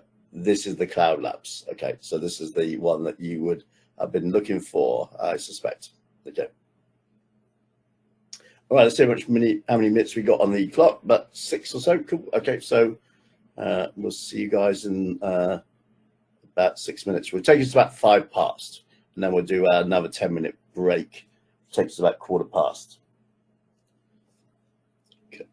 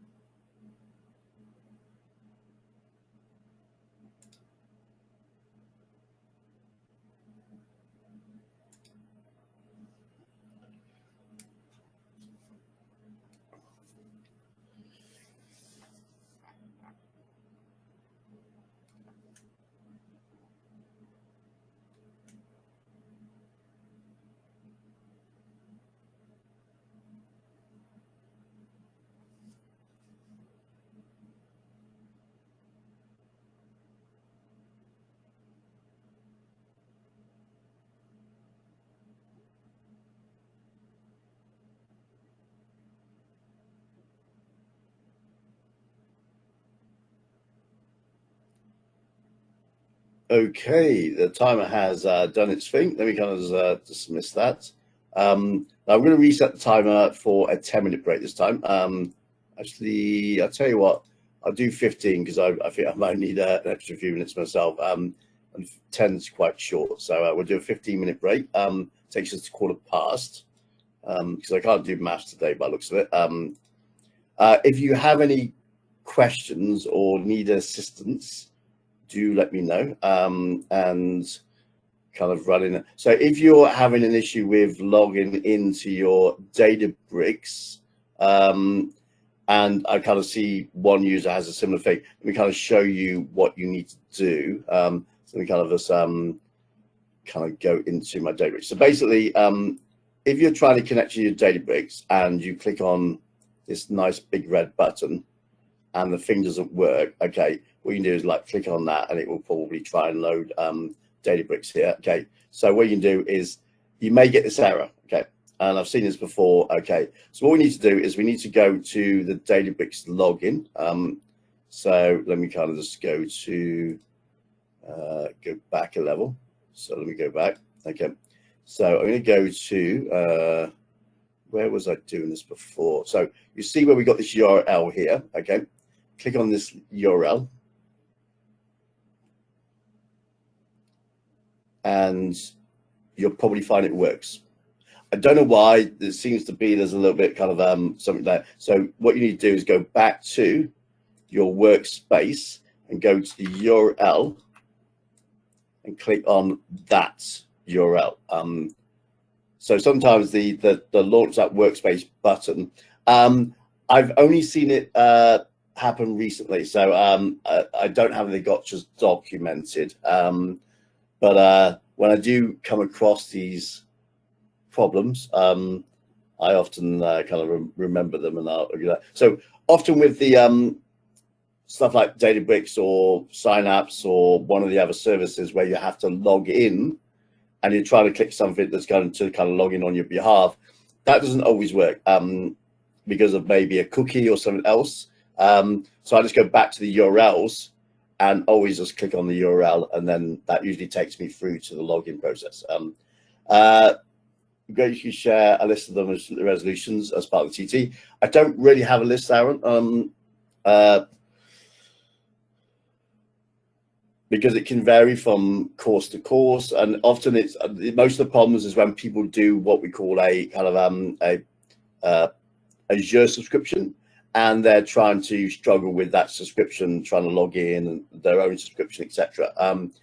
These provisioned labs shouldn't give you any grief because you're using built-in. If you do have a need to get assistance, though, from what I mean, that there should be, let me kind of go back out, there should be an ability to kind of contact the support, but kind of some of the things there, like if you get kind of pop-ups or something like that, but you can reach out to the help services for the mock, and they will probably be able to help.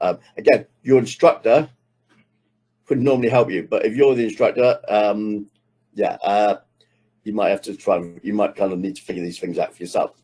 Kind of part and parcel of being the MCT instructor, to be honest, is like knowing how to solve the problem.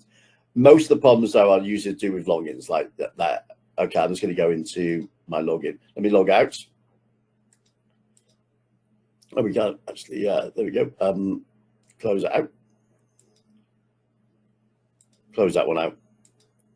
So I'm just going to literally, if I click this link here, and you probably saw it earlier, if I click that link here, sometimes it didn't, it kind of takes me to the login, but didn't work the first time. But I think once you're logged in, you should find that you will kind of get, it will kind of come up with that. So I'll just click on sign in with AD. And you get the sign in there, and then you might get this message. Okay. So I'm just going to clear that. I'm going to clear that. I'm going to log into, let me go and make that a little bit longer. Some reason I've got my my Zoom in working at the moment. Click on that link here. And then it took me straight in. Okay, that's the only thing I've found so far with the labs that I've looked at. But I've looked at like 2 labs out of all 11, so I haven't had a chance to go through all of them. but you will probably need to do that as preparation for your content. Okay. Okay. I'm going to go and grab. Did I not put the timer up? Oops. So what we got time wise? Let me go put 10 minutes on the clock then. Okay, one sec. Because I forgot to set the timer running. So let's save and let's get that running. That takes us roughly to about 1:15. Okay. I will see you guys in 10 minutes. I'm going to go and get myself a nice little brew because this one's cold. So I'll be back in a minute. Okay.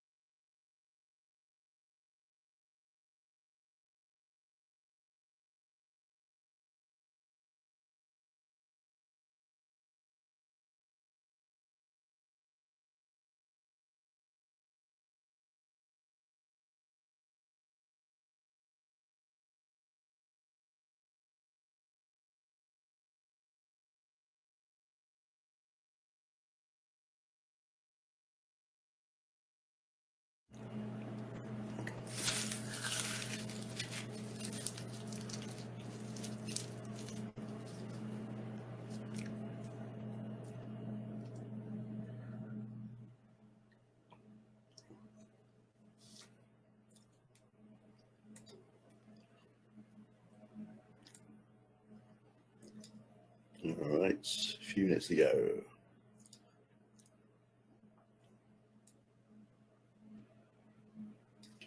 Let's get back.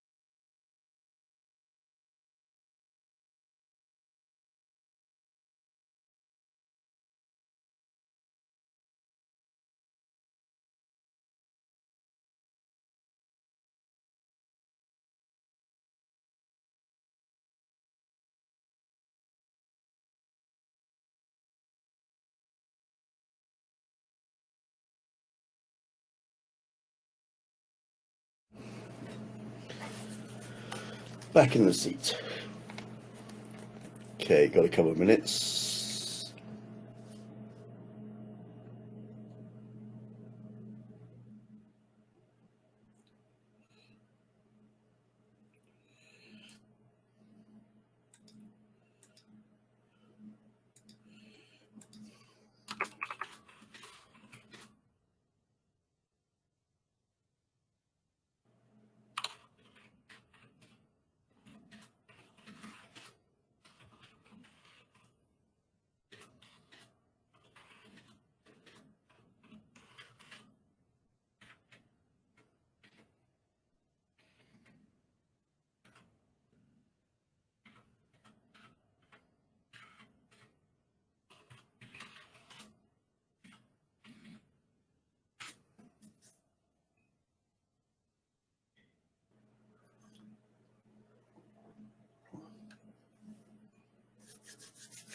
All right, 1 minute to go, folks, and then we'll get back into the mix.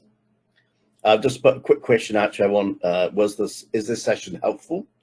So if you want to kind of use your little react, just to indicate whether it is or not, and or just type a comment, that'll be good to know.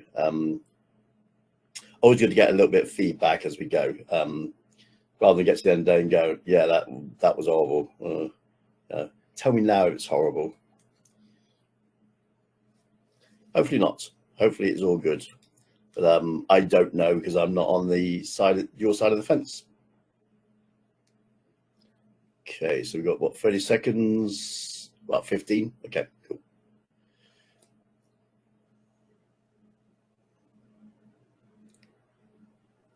All right, so here we go.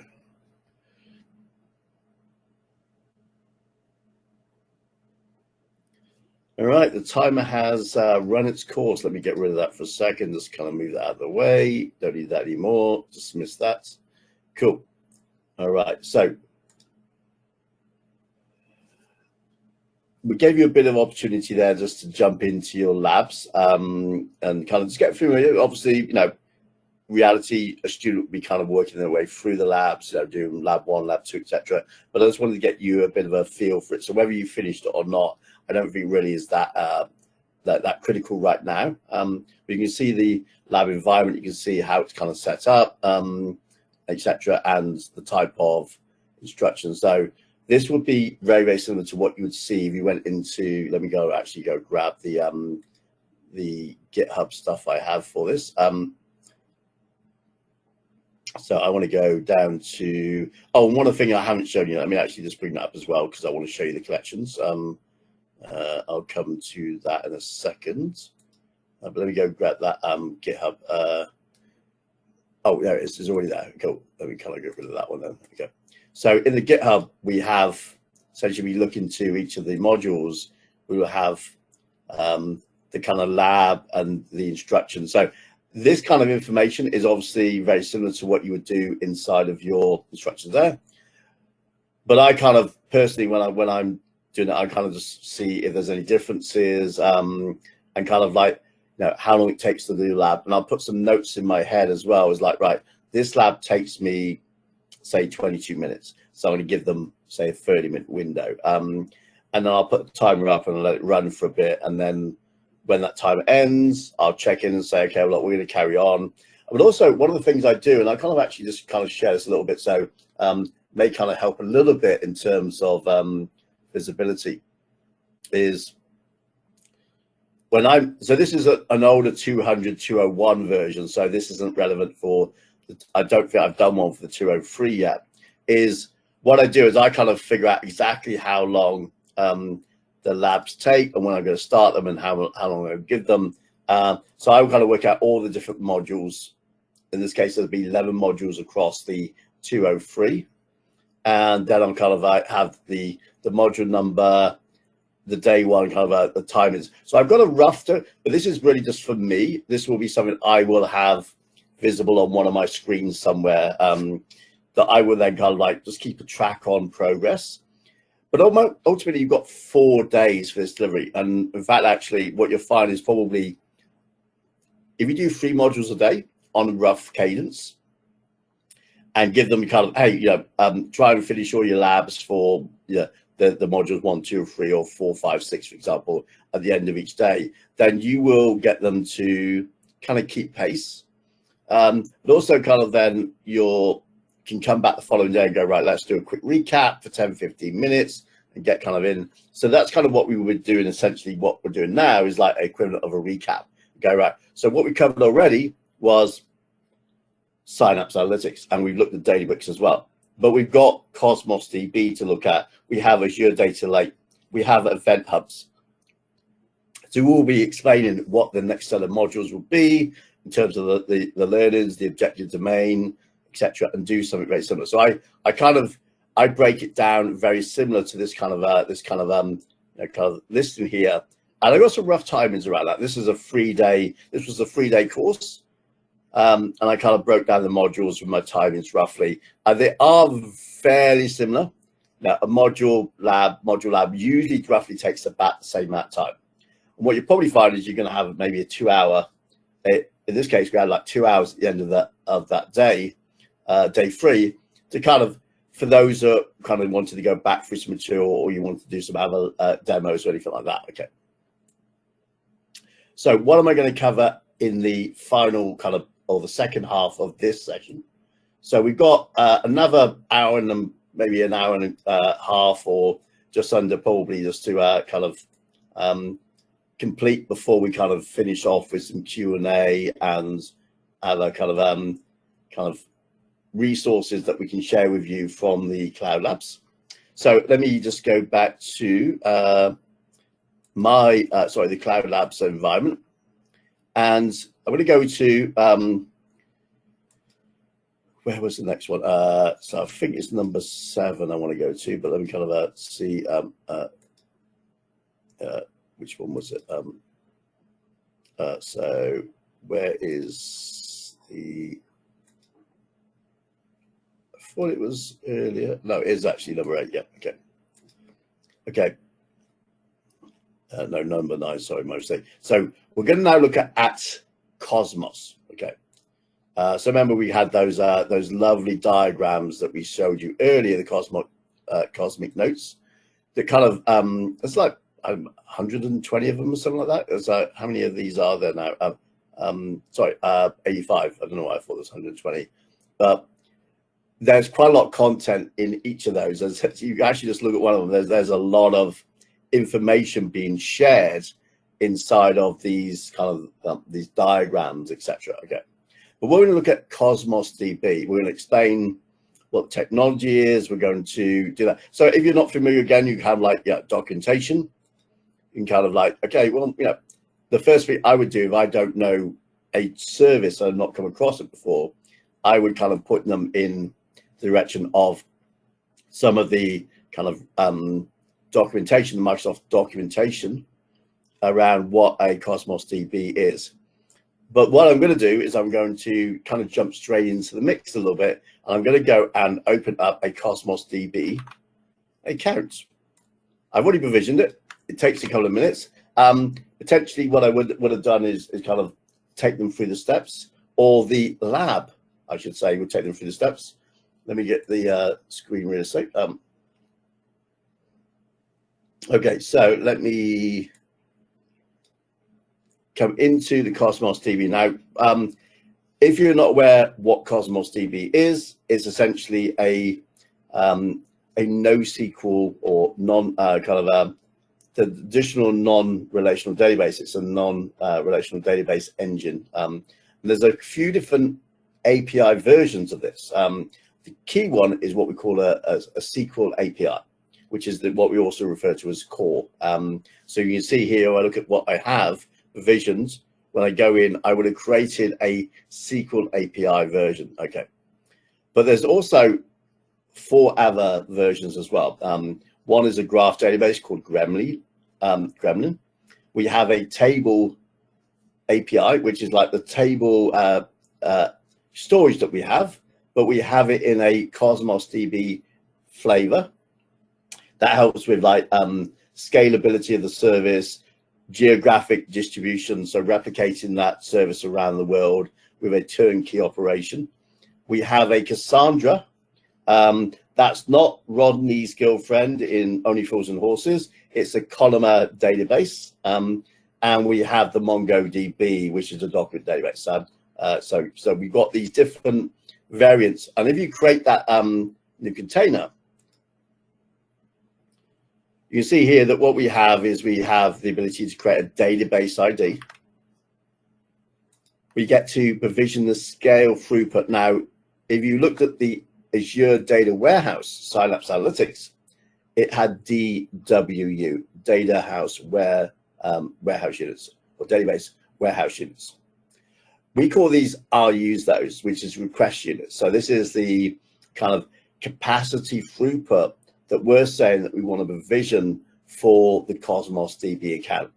Now that can be shared amongst multiple databases, or it can be, so we've got this kind of share option here, across the containers, I should say. So each container can have its own provisioned throughput level, or you can kind of say, for this database, I'm going to have a shared capacity in terms of throughput, and all the containers in it will essentially be controlled inside that group from a sizing perspective.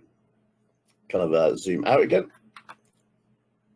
So we get to say the size. Now it starts off with what is a 400 RU, which is about $35 a month, and you get one free 400 size capacity allocation. So you get basically a 35 kind of credit a month for a 400 size. If you want to go above that, you can go up in increments of 100. So basically, kind of think of the about $8, $9 a piece, roughly, for every 100 size.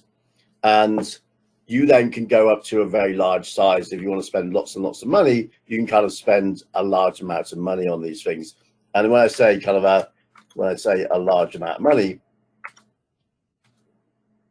I mean a large amount of money. Okay, so this is 18,600 for a 1 million throughput. Now, that's not the total throughput limit. You kind of put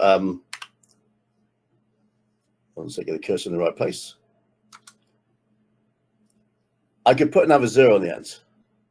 and another 0 on the end. Another 0 on the end. And you wouldn't go through to these numbers, kind of. So kind of we're kind of going back. So probably to more realistic sizing. But you probably use something like maybe 10,000 RUs, which would cost you up to $876 a month per region, and you can have multiple regions. And we have the ability. We're going through this and show you this, but we have the ability to write into multiple regions at the same time. Okay. Now, one of the key benefits of a Cosmos DB, NoSQL engine, in this case, Cosmos DB has an extreme SLAs on read and write performance. And what it simply is a 10 second or less, 10 millisecond or less response time, regardless of the amount of kind of requests and the amount of data, as long as you provision the throughput at a size unit. So you can't provision at 100 or say 400 and just kind of put so much data through and expect the 10 milliseconds. It's the amount of requests in terms of kilobytes you can read and write in a 1 second time frame. So that's kind of what we're provisioning. It's kind of the size of the box, essentially, the size of the IO channels that you're going to be able to pipeline through. But I worked on projects where we have spent an extreme amount of money on this. Actually, I left the project and they phoned me a few months later and said, yeah, we've maxed out a data center. This is literally Microsoft turned off all the limits, and they can only go to a certain amount of capacity in a single data center, but they hit it. And they were spending close to £1 million a month on their Cosmos DB. This is a massive, massive organization that they were doing. We did some re-architecture of the Cosmos DB in terms of the way it was designed and how they were using it, etc., to bring that down from literally £1 million a month to about I think it's around like £30,000 a month. So a 30th of the cost. It was what it was storing was essentially thinking about the scans on kind of barcodes, but it literally was on for billions of items being transported, moved around, and it was basically for compliance reasons around fraud and that kind of stuff in a large number of countries in Europe. That's all I'm going to kind of say. But it was massive amount of data being ingested, and we're talking millions and millions and millions of rows per second coming in to the service. So scan, just literally scan all the time, and it's just recording the data from that scan gun into the service. But there are thousands of scan guns being used simultaneously, concurrently, across these different factories. So you can kind of imagine, and they're kind of doing scanning, they're kind of scanning barcodes like ridiculously fast, or machines are actually, it wasn't so much people holding the machine and scanning it, it was this thing was going past a scanner and it was kind of coming in. So you can imagine there's large amounts of data going through. They were transferring digital images instead of capture. I don't know exactly what they would, whether they're doing a whole barcode or whatever, but basically that information, the volume of information, the volume of data being ingested was huge. And they basically needed to record every single thing that was going on. So they couldn't kind of lose. So one of the capabilities that we have is like, you will have that kind of pipeline, and you basically just need to write as much data as possible into it. You don't want to be waiting for that write to happen. It needs to basically just occur. So Cosmos DB is really good at doing that, and also it fully indexes everything as it comes in, which means we could read and write that data. So reading it in is not really too much of a problem, but we need to be able to read that back out again and then work out what happens to that object when it goes next. So that read and write needs to be millisecond time, like 1 millisecond, 2 milliseconds kind of thing. So this is why Cosmos DB was the kind of platform of choice, because it has that ability. to do that. And yeah, it was spend a lot of money, but you know, if you architect things right, then they can be very efficient, but also people can do it amazingly wrong as well. So the partitioning key strategies is actually one of the keys. It's kind of weird, like that's one of the keys. The partitioning key is a key into getting. I don't know why it won't hold that number. Hold that for me. Let's go. So try that again now. I'm trying to zoom in at the screen when I've got it there. So kind of click it. No, it's not going to do it. Okay, but the partition key allows us to distribute the data inside of that engine very, very effectively for either read heavy or write heavy workload. And one of the things that we do have, that's called the relational engine. Right at the bottom, if I kind of do a new container and kind of bring up that, right at the bottom, you'll see that we have an analytics store as well. And this is where we can connect it to Synapse Analytics. So we enable the analytics store. Basically, you think about kind of it's capturing a relational engine, or kind of it's non-relational engine, if you want to think about that. Transactional engine is the word I should be using here. It's capturing that transactional transactions, but we have an analytics store as well.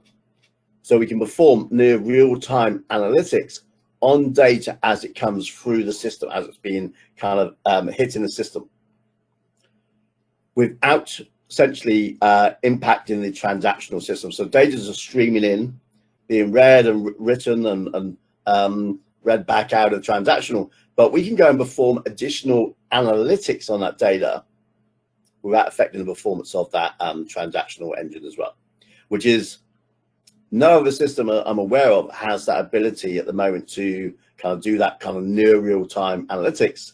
And when we say near real-time, we're talking about, you know, kind of milliseconds or seconds here, on very large volumes of data. We're talking terabytes, gigabytes, petabytes of data, whatever it might be. We can kind of do that. So the Synapse Analytics, Spark Engine, SQL pools can perform those kind of queries. And things like Power BI, again, we were looking at something like the Databricks, for example.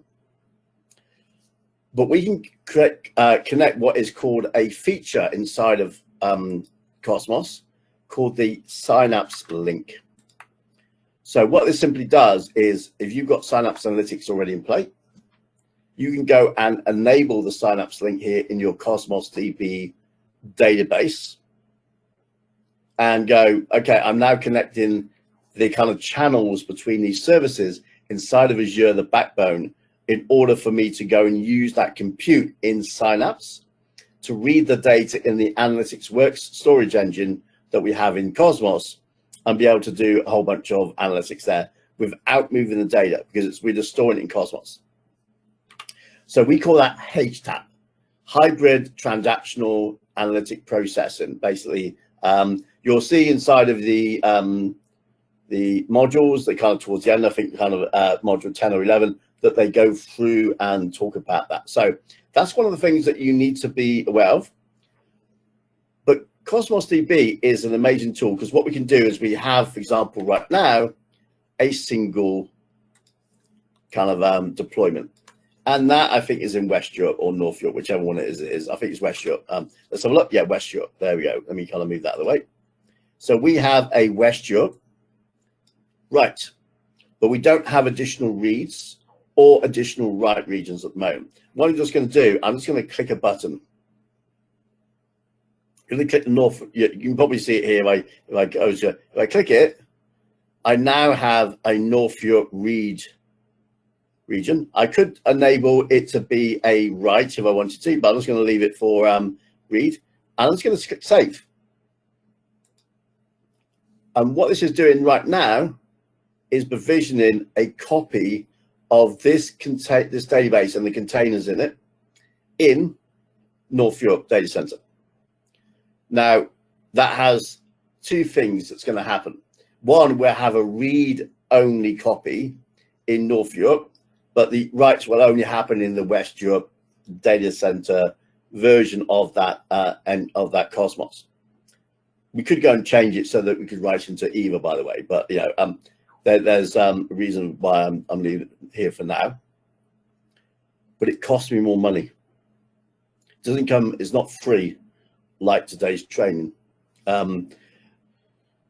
This is going to cost you more money because you now have 2 copies of Cosmos DB running, one in North Europe and one in West Europe.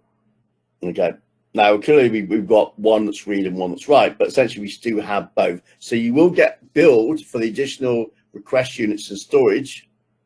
So you kind of like, yeah, it's going to cost me a bit more money. But what it also means is you've got higher availability as well now.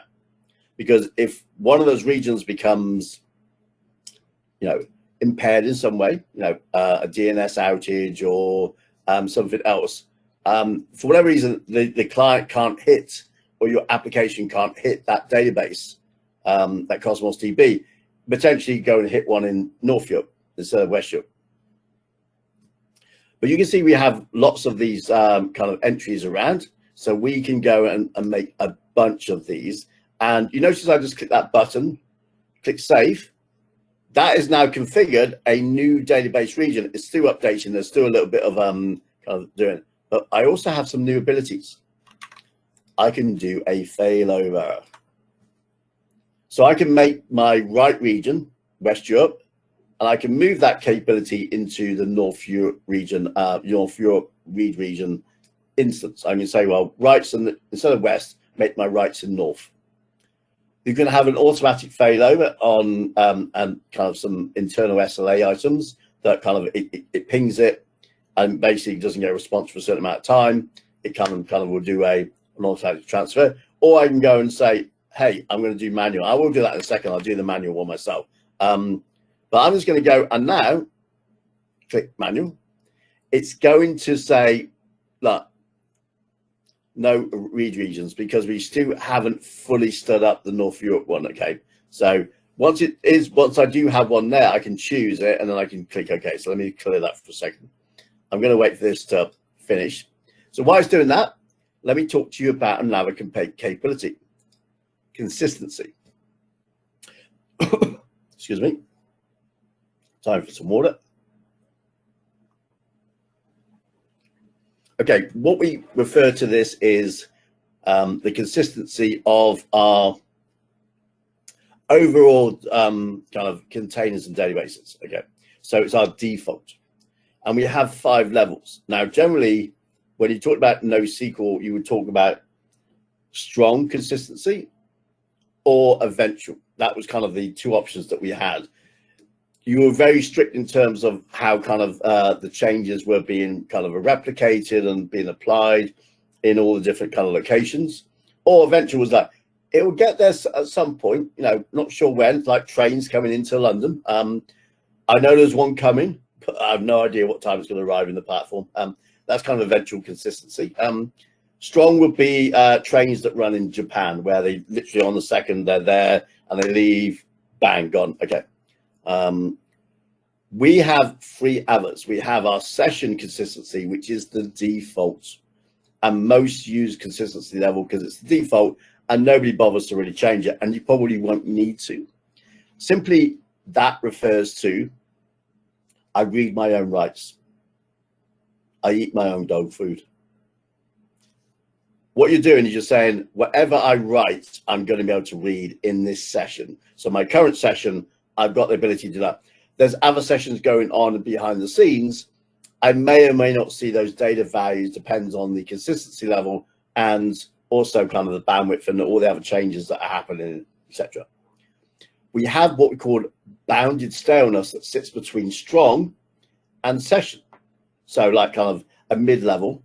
And simply, if I click on it and show you what that means, it really means is how long in either a time variable, so minutes and seconds, often kind of a few minutes or seconds, or the number of operations in total operations that have occurred since the last time I actually kind of pushed a kind of a commit kind of across to the other region.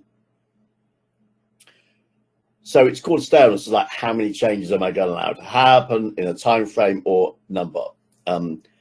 consistent prefix simply means we will guarantee the order of the writes occurring. So think about time frame, and when they occurred, we will always make sure that they are applied in that order. Now, if you look at kind of the kind of the notes as they go through, you'll see that kind of they're always going in the same sequence order. Okay. If I go to eventual and look at those notes again, notice that they could probably maybe be in a different order. We're not guaranteeing, we're guaranteeing it's probably going to get there eventually, not guaranteeing in the order of when they're going to reapply. So you probably wouldn't want to do this for your bank balance kind of thing. So those bank balances need to be a strong consistency. There's a lot more control around kind of when that happens. They're going to be guaranteed to see the most recent write and kind of the order, and things are very much controlled. But it has a the trade-off in terms of consistency. Strong consistency would have a lower concurrency, so we have to do less kind of operations at the same time, because we're accounting for that kind of that guarantee of when things happen, etc. So session is usually the most used one, because it kind of it has a good balance between getting things done in the right order, being able to see my own reads and writes, which is probably the only thing I'm interested in. Other stuff coming in, yeah, I could probably see those changes over time. We have, let's wait to globally, let me kind of just go to replicate data globally. I thought sorry, discard that change for that. Let's go to that there. Let's see if this is available. So I think this is good. Let me go manual failover. Yeah, so I'm going to do now, as I'm going to select the read region, I want my read to be West Europe, which is currently my write, and North Europe is my read. So I'm going to choose West Europe as my read. Oh, sorry, wrong. I need to do it the other way around. I always get them click the wrong one. I want to click OK. I've understood I'm going to trigger a failover on my current write region. So anything that's in play, kind of in flight, essentially at that point, will eventually probably have to be replayed against what will be the other write region once that write region has been fully stood up. Okay, so we kind of have to make some changes from the read region to make it writable. Remember, we can also just change it so that both are writable, and then the service itself will work out kind of mergers and conflicts and that kind of stuff. We have a question. So only the first is OOTP, pessimistic lock-in, and the rest are versions of optimistic lock-in for overlap. To some degree, I mean, it's kind of a different kind of premise of kind of how it works, but yeah, it's more of a kind of the way that you think kind of probably the session-based version of that is kind of going to be a lock-in mechanism where you are more tuned to how SQL traditional database engine works, in that you're kind of applying locks and you're getting things done in a certain order, as opposed to the kind of eventual kind of version. And strong will just be kind of very similar to the kind of pessimistic lock-in as opposed to optimistic. So it's similar. It's not quite exactly the same, but kind of very, very, very similar in that sense again. What else do we have? So we can also kind of do things like cross-origin resource sharing. So we can kind of have one domain talking to another one, etc. I would say it's not like the same as a SQL lock-in mechanism. The one they do here is more of a kind of it's a NoSQL kind of variant of that. So it's not the same as kind of applying locks and latches on that. So yeah. Okay. Yeah. So cause is going to allow us to communicate with different domains, different apps, so web apps and stuff. So we can kind of say, look, this application is talking to this application, and we can turn on that feature so that allows that communication channel on specific domains or kind of across all domains. We have a bunch of other services like cognitive services.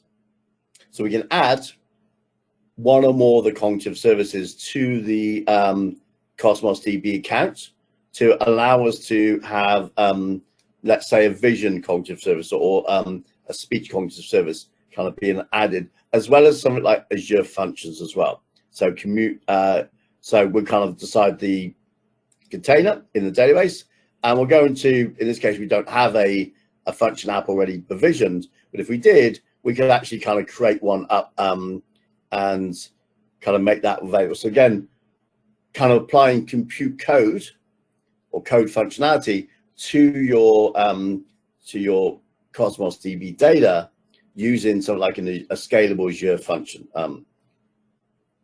Lots of security stuff around that, so some built-in threat protection and that. But there is a note. There's five. Actually, no, I would tell like there's 6 now different APIs. There's a new one, and I'm trying to remember the name of it. It's I think it's Postgres. Might be Postgres variant. I haven't done anything with it, so I can't say for sure. But we can turn on some of the built-in threat protection on the engine with the PaaS service, the platform as a service, kind of threat engine that you get from the Azure Security Center. So there's some built-in capabilities there. You can go and obviously browse your, let me go to our Data Explorer for a second. And we're going to look at our sample database. And we go into items and we can see, I don't think we actually made anything here. I don't think we created any data or loaded any data. But if I look at the scale for now, you can see here we can change the scale. Let's go say to a 2000. It tells me kind of here's the current cost and here's where it's going to be if I go to 2000. And there is a nice little calculator that will help you with that. How many regions? Let's say we've got 2 regions, SQL Core. We've got multi-region is not enabled, so we've only got it writing in one region. And we're going to have, let's say, 1,000 gigabytes of 1 terabyte data. We're going to use the analytics store. We want to say store 200 gigs worth of data in there. And we're going to kind of have, say, documents of 100 kilobytes on average. And you can see here, if I size things up and kind of how many queries per second, let's say 50, let's say we got 1,000 updates a second. We've got 10,000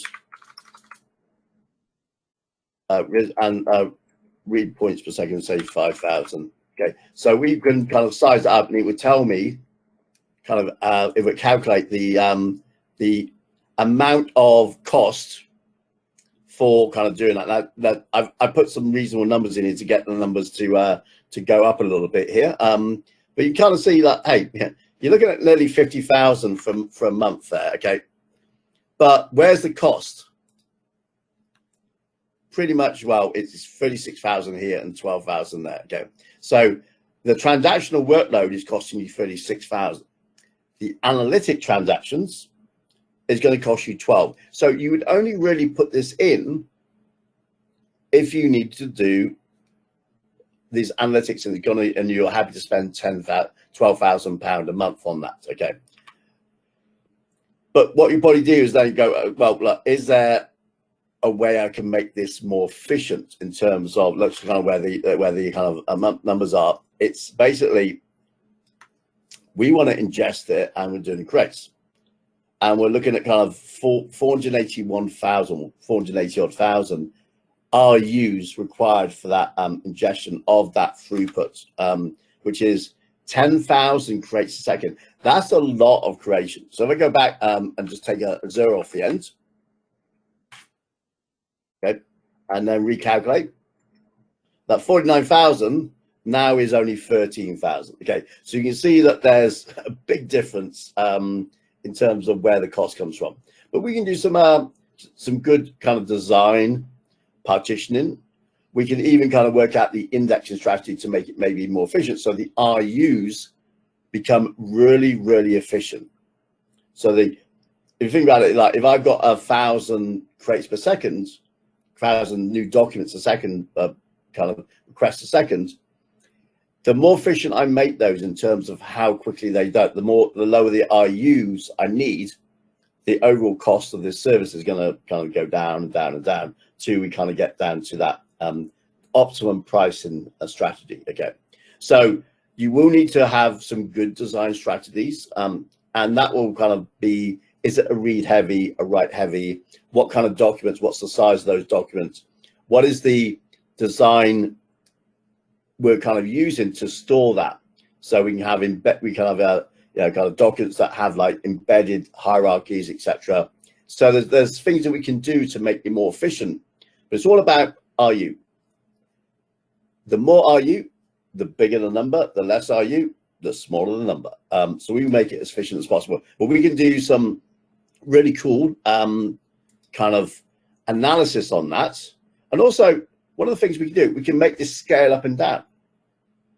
So remember, that is a kind of that fixed capacity throughput for every month. You know, so it's like, say, it's 100,000 RUs that I need to provision. There's probably unlikely that I need 100,000 for every second of every hour for every day for the whole month. But I can have maybe kind of a scale where certain times of the day it's more, you know, kind of required, lower times of the day it's going to be less. So I can have a scale in throughput. I can go to a auto scale option. And what will happen is that will kind of do a on-demand change. So we kind of scale some of the resources up. It will stay at that level for a while unless it has a need to go any higher. But at some point, it goes, actually, you know what, I don't have as much demand now. Let me scale back down again. So the auto scale will kind of jump in kind of sizing. I can't remember, it's like every 4,000 or something like that. Is there a top level constraint? Yes, you will be able to. I'm trying to think what the maximum RU is for the auto scale, but it's kind of really big. Refuse to connect. Okay, I'll have to go and look it up. So yeah, you would kind of need to look at the numbers, and you know, potentially if you're kind of looking at really big numbers, you're probably going to go on a fixed number anyway. And you have what we call bursting capability as well. So although you got kind of this level that you could, this throughput capacity you've asked for, there's going to be times maybe you just need a little bit more. So it kind of bursts a little bit above that. You may find that service gives you that burst or not. Okay, so it depends a little bit on how frequently you do that. And if it's like once in a blue moon, you'll probably find that burstable capability will go through. But otherwise, you're kind of you're sizing this thing up for what you generally would need, kind of within a tolerance here. Okay. So remember we talked about Synapse Link, and what that does is once that's enabled, we can have that ability for the Synapse engine to communicate with the analytics engine in Cosmos and be able to do that. So I can enable that service. This will take a few minutes. Remember, this is on my account. I'm not doing it in the Cloud Labs. So you may be restricted if you can do some of the stuff or not. I'm not sure if that is possible. But once it's done and enabled, I can register a container or one or more containers. I've only got one available at the moment to make use of that. So I can control, again, which containers have that. So remember, there's a cost element.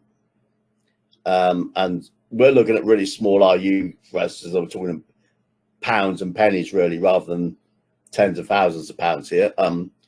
But yeah, we have all of that. And there's also additional kind of monitoring services. So let me actually open up this in a new tab. Let me log in, one sec. Let me get rid of that capacity planner for a second. So I'm going to go and look at the Cosmos DB resource insights. And what this does is this will look at throughput. I mean, of course, I've got nothing here ready to show, but I will just go jump into my workbook and look at, say, the resource and say, okay, how many IUs we're going through? What's my throughput? what database was I looking at? What container was I looking at? So I can go, obviously I've got lots of database and containers. I can filter this in, and I can look at the RUs. I can look at the latency. Remember, I've got two regions. I've got a West Europe and a North Europe. So I've got a different latency that exists between those environments there. Okay. So there's quite a few things I can do in those workbooks and kind of, furnish the results, look at data, look at kind of how many how many creates, how many reads, how many queries happening. There's a whole bunch of kind of internal kind of mechanisms for us to also kind of read that data or kind of track that data as it's changing. We call it is the change feed. And essentially with the change feed, we can actually even then say, look, as a new document comes in or a change to an existing document comes in, this is what I want you to do with that. I want you to obviously update the current container. But you know what? I need to send a copy of this to my other Cosmos DB over there, but that's not indexed. So that's really kind of just for an archival process. But it means the RUs to read that data or to write that data is extremely low. So I might want to keep that data for 7 years, for example, for compliance reasons. But I don't really need to have much readability frequency on that data. So when I do a read, it's going to be an expensive operation. It's going to take a lot of RUs because it's not going to be as indexed as well. Okay. So each of these containers that we are provisioning and doing the containers for, we have the ability to kind of work out what the scanners and kind of go and change the indexing settings, for example, the indexing policy, I should say. There's also things what we call kind of internal settings. One of those is TTL, time to live. Simply what this means is I'm going to put a time frame on the active status of that document. So the second it kind of is written, let's say I turn this on, and I'm going to turn this on, and I'm going to give it a 1 hour time frame. Is that right? Yeah, that's just 60 seconds times 60 minutes, 3,600. That is going to be after 1 hour. If there's been no changes to that document, it's marked as kind of needs to have a delete. But the system takes care of that for us. And what that reason why that is really important is if I issue the delete operation, that's going to cost me an RU or some RU cost to kind of perform that delete. Whereas if I time it out, essentially, the back-end system comes in and does all of the kind of time to live stuff. And if you want to learn more about kind of that, you'll kind of see how this works. But essentially, it's going to kind of make it a bit more cost-effective to do that, how to configure it, etc. Okay. We have other code like store procedures, user-defined function, which is a Java-based UDF and triggers. So we can kind of do certain things. One of the things I can't show you right now, which is really annoying, notebook functionality was in play, and they kind of it's been removed for some reason. But we would have notebook functionality that we can run against those JSON documents that are part of that container. So all those items, when they're in there, I can then go, okay, well, I'm going to create or run a notebook against that data, and it's going to read that data from the Cosmos DB account, and I can kind of work with that, create data frames or whatever it might be. So very similar to running notebooks in Databricks and running a notebook in Synapse. I could run a notebook directly inside of Cosmos DB as well. Okay. What else do we have here? So we've got Power BI, of course. Now, there's not really anything really to show you here, which is a kind of you think, oh yeah, great. But kind of once I've done the workspace, so let me kind of register this for my containers first, rather. I think maybe can I do? Looks like for some reason this is not running right now. Okay, I might have to come back to that. Let me just refresh. Okay, yeah, I kind of have to come back and look at that. Sometimes we get an error. I might just be a bit too quick off the mark on kind of doing that stuff. Let me go back and have a look. Because I've only just enabled the synapse link, and it does take a little while to spin up. So let me go to workspace. Okay. All right, this isn't working right now. Oh, registration pending. So this is why I can't do anything else, because it's doing something in the background. Okay. So Neil needs to behave himself. Okay. All right. Without going into lots of details about kind of the Data Explorer and kind of creating new containers and new databases and everything else, which there are the labs, of course, you will go through and see those. This is Cosmos DB. This is kind of the NoSQL engine that we wanted to use, and there's some advanced stuff as well, but you don't really want to get into this stuff at the moment. And it's not going to be required for that. So you can start with a sample, by the way. Let's just start with a sample. We're going to get some data. So let me just click on that. I don't know why that. I'm creating a new database called sample. And so if I just refresh this screen, there's my sample. And then we're going to open up the persons container, go to items. So it says it's been created now. They kind of refresh this. You have to give it a couple of seconds, Neil, because it's like not that. It doesn't do it in like 2 seconds. Okay. So let's have another go. So there, I mean, there's only a handful of records there, but you can see that we have John and he's 23 years old. Okay. And we have an ID for him. Now, I've highlighted those rows because there's some additional rows that kind of managed to butcher that as well. Let's try that again. So this is kind of the bit that we're interested. Now it's created another set of records here. Now, remember we talked about time to live. So that's going to have a timestamp. So that _ TS at the bottom is essentially a timestamp value, essentially. The attachments, the E tag, the self, the RID. These are important internal values that you don't really need to be concerned with too much, but they are going to be used by the system to work out based on the session consistency level or what the consistency level is. And these other values about how to make sure you've got the latest document version, etc. So remember, kind of if you're adding new documents, or more in case updating documents, these values are going to change. Okay. And then we need to figure out which one of the ones we should be making use of for your kind of your activity. Let me kind of go and see drop down. So I can create new code. I can run new queries. I'm just going to actually go and create a new SQL query here. And notice that this is just called select star from C. C, I think, well, let's kind of say it stands for collection. Okay, let me just run it.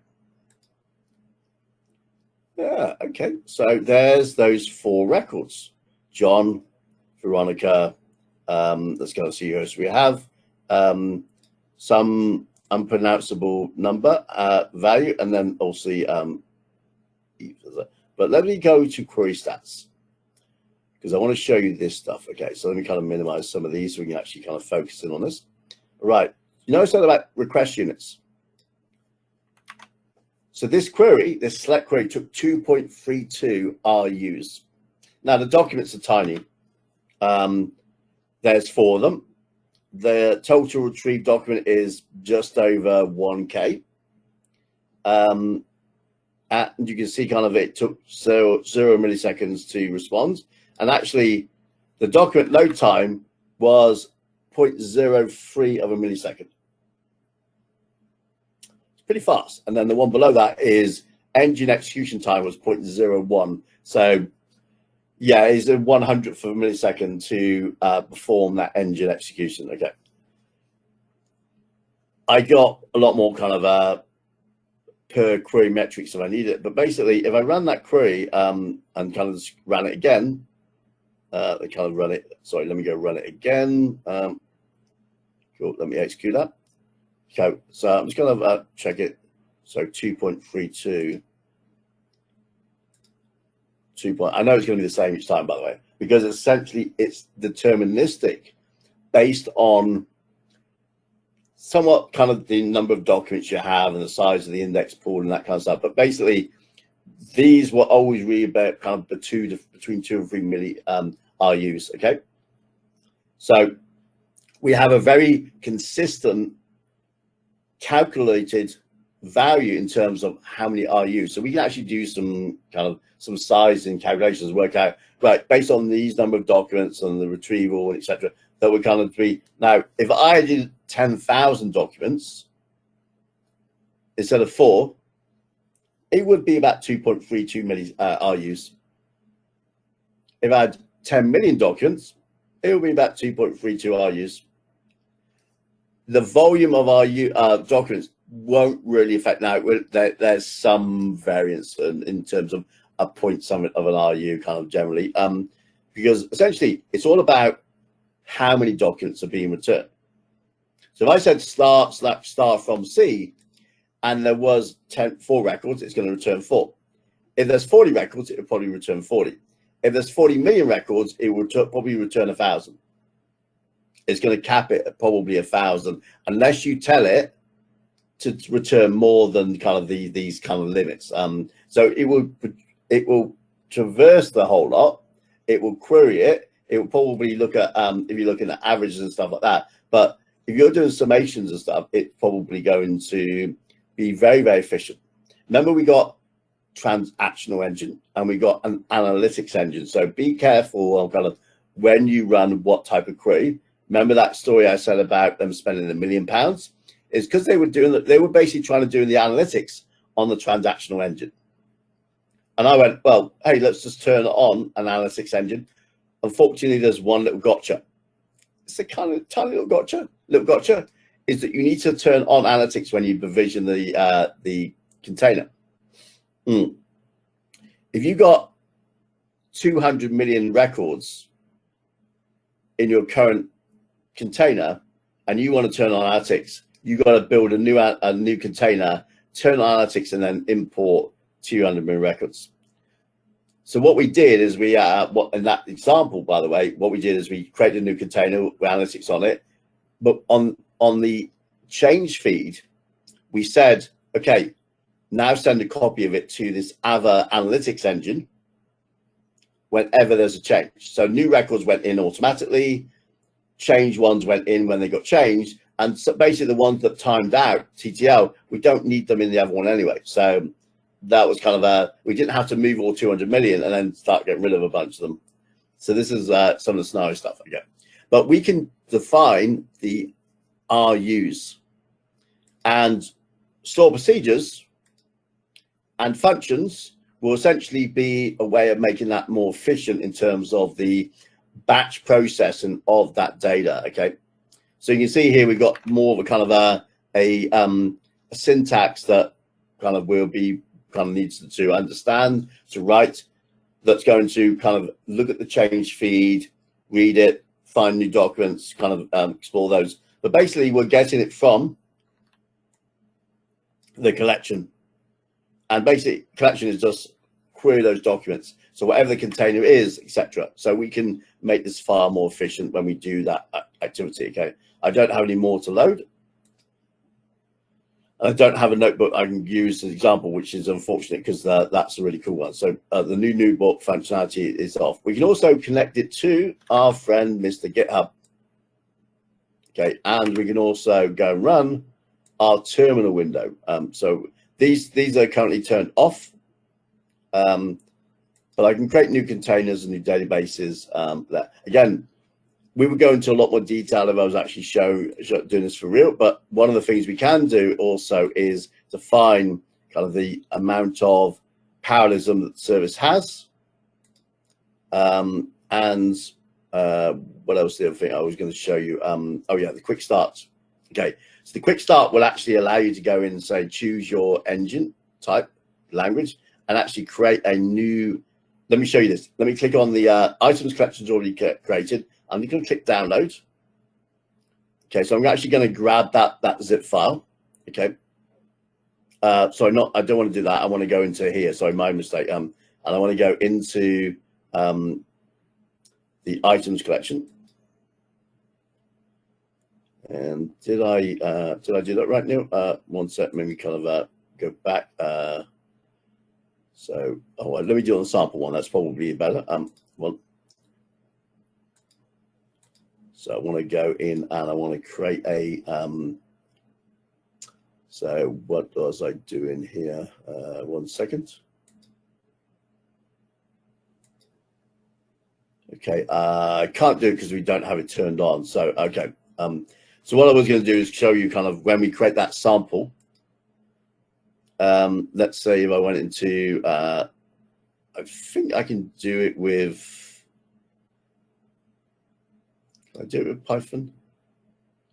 One of the ones maybe I can't do it in here. I need to go into Synapse to do it. Is I can connect to that items collection, and I get the notebook, because notebook functionality. That's where I was trying to think of where it is. The notebook functionality isn't turned on here, but I can go into the Synapse and I can kind of open notebook, and it will have all the code already pre-written for me to connect to this collection and query it. So kind of does all the donkey work, essentially, legwork for me. Okay, which is really cool. Okay. All right, let's do a time check. Make sure we're kind of we're okay. We're good. We're not too bad. Okay. So this is let's go and look at that replicate globally and make sure that we are now right into North Europe.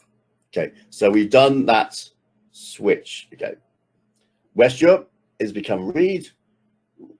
Right region is now the North Europe. Okay. And I did that with the manual failover operation that didn't take too long at all. But if I go in and connect to my account, so essentially what I'm doing is I'm going to connect to this. You notice nowhere it says in the URI, it doesn't say which region it is in. Basically, I'm connecting to the database account. It will work out which one of those read regions, if it's a read type query, I can go to. So North Europe or West Europe. In this case, if it's a write operation, it's always going to go to your North Europe at the moment, because that's kind of what we provisioned. Okay. And we got provision throughput. And we've opted into the free tier, etc. So all of that's kind of good. And I would then potentially, in this case, I would maybe create a new database. So go into Database Explorer, go to New Database. And in here, I don't want to do revision throughput. I'm going to get a new ID, so I'm going to call it close, which I can't spell. Okay. Now, notice I untick the provision throughput. So what it's going to do is it's going to give me kind of more of a service. So we go to close and go to the settings once it's kind of has provisioned up a little bit. So I give it a few seconds. I'm going to create a new container called, I don't know, shirt. And I'll give it partition key / I don't know, ID for now. That'll do. Okay. Now, we didn't do the supervision. We had the ability for that kind of to move around a little bit in terms of kind of its throughput capacity in terms of how much it's going to cost. Because I haven't guaranteed that this thing's going to be up all the time, this kind of can be a more cost-effective thing. What it really means is if I stop communicating with it, at some point it goes to sleep. And then when I start communicating with it again, it has to wake up and then go through. So I'm going to turn on analytics here and provision that new service there, the new container. And then I'll put a bunch of data in it, and then I'll be able to kind of query it, and it will kind of be going into kind of like on-off mode as we go, but it'll be more cost effective, but it's not good if you constantly communicate with the thing. Okay, so there's options and trade-offs with these services. Okay, again, if I want to kind of go and find out more about everything, one of the things I didn't show you earlier was this kind of the Azure Data Engineer collection of Microsoft Learn resources. So let's look at kind of let's go down to data engineering with Azure Databricks, 15 modules. So we kind of just spin that one up a little bit. You can see here we've got 11 hours, 10 hours of content, and we go through and look at kind of the different Microsoft Learn resources that go hand in hand with the mock material. We can say, well, let's go and look at working with data frames in Databricks, and here's all of those steps, including the ability for you to go and perform a kind of a workbook notebook inside of Databricks in the solutions subfolder. So you'd have to go back, kind of look at getting that set up in the Databricks world. So you go through and have a quick look. We'll see probably where we do that. Clone the Databricks archive, and then you're going to create your cluster. You're going to clone that Databricks archive from that URL. And then you're going to go and open up that data frame and work with it. So this will help you learn that. And that's coming from that collection of Microsoft Learn resources. Okay. So it's really kind of good. So let me go back a level, one sec. So back again, keep going back a couple of levels. I forget how many levels we went through there for a second, but these learning paths inside of the Microsoft Learn will really kind of help show that. So I do have that as part of my, so where's my learning paths? Yeah, I think it is. Okay, there's additional, let me go and do this one for a second. So I recently found this, oh, wait there. So where did I do that from earlier? Let's see if I got it still. Okay, I need to find where I got that that PDF from. Okay, I thought I had. Let me go and see if I got my PDF to show you. One sec. Where is the PDF? Was it desktop? So we can find it. 1 second.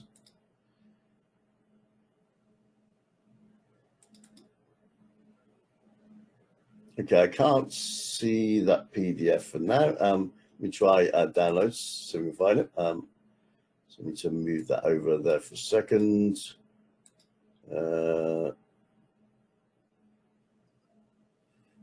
Okay, for some reason I can't see that PDF. Let me see this in documents maybe.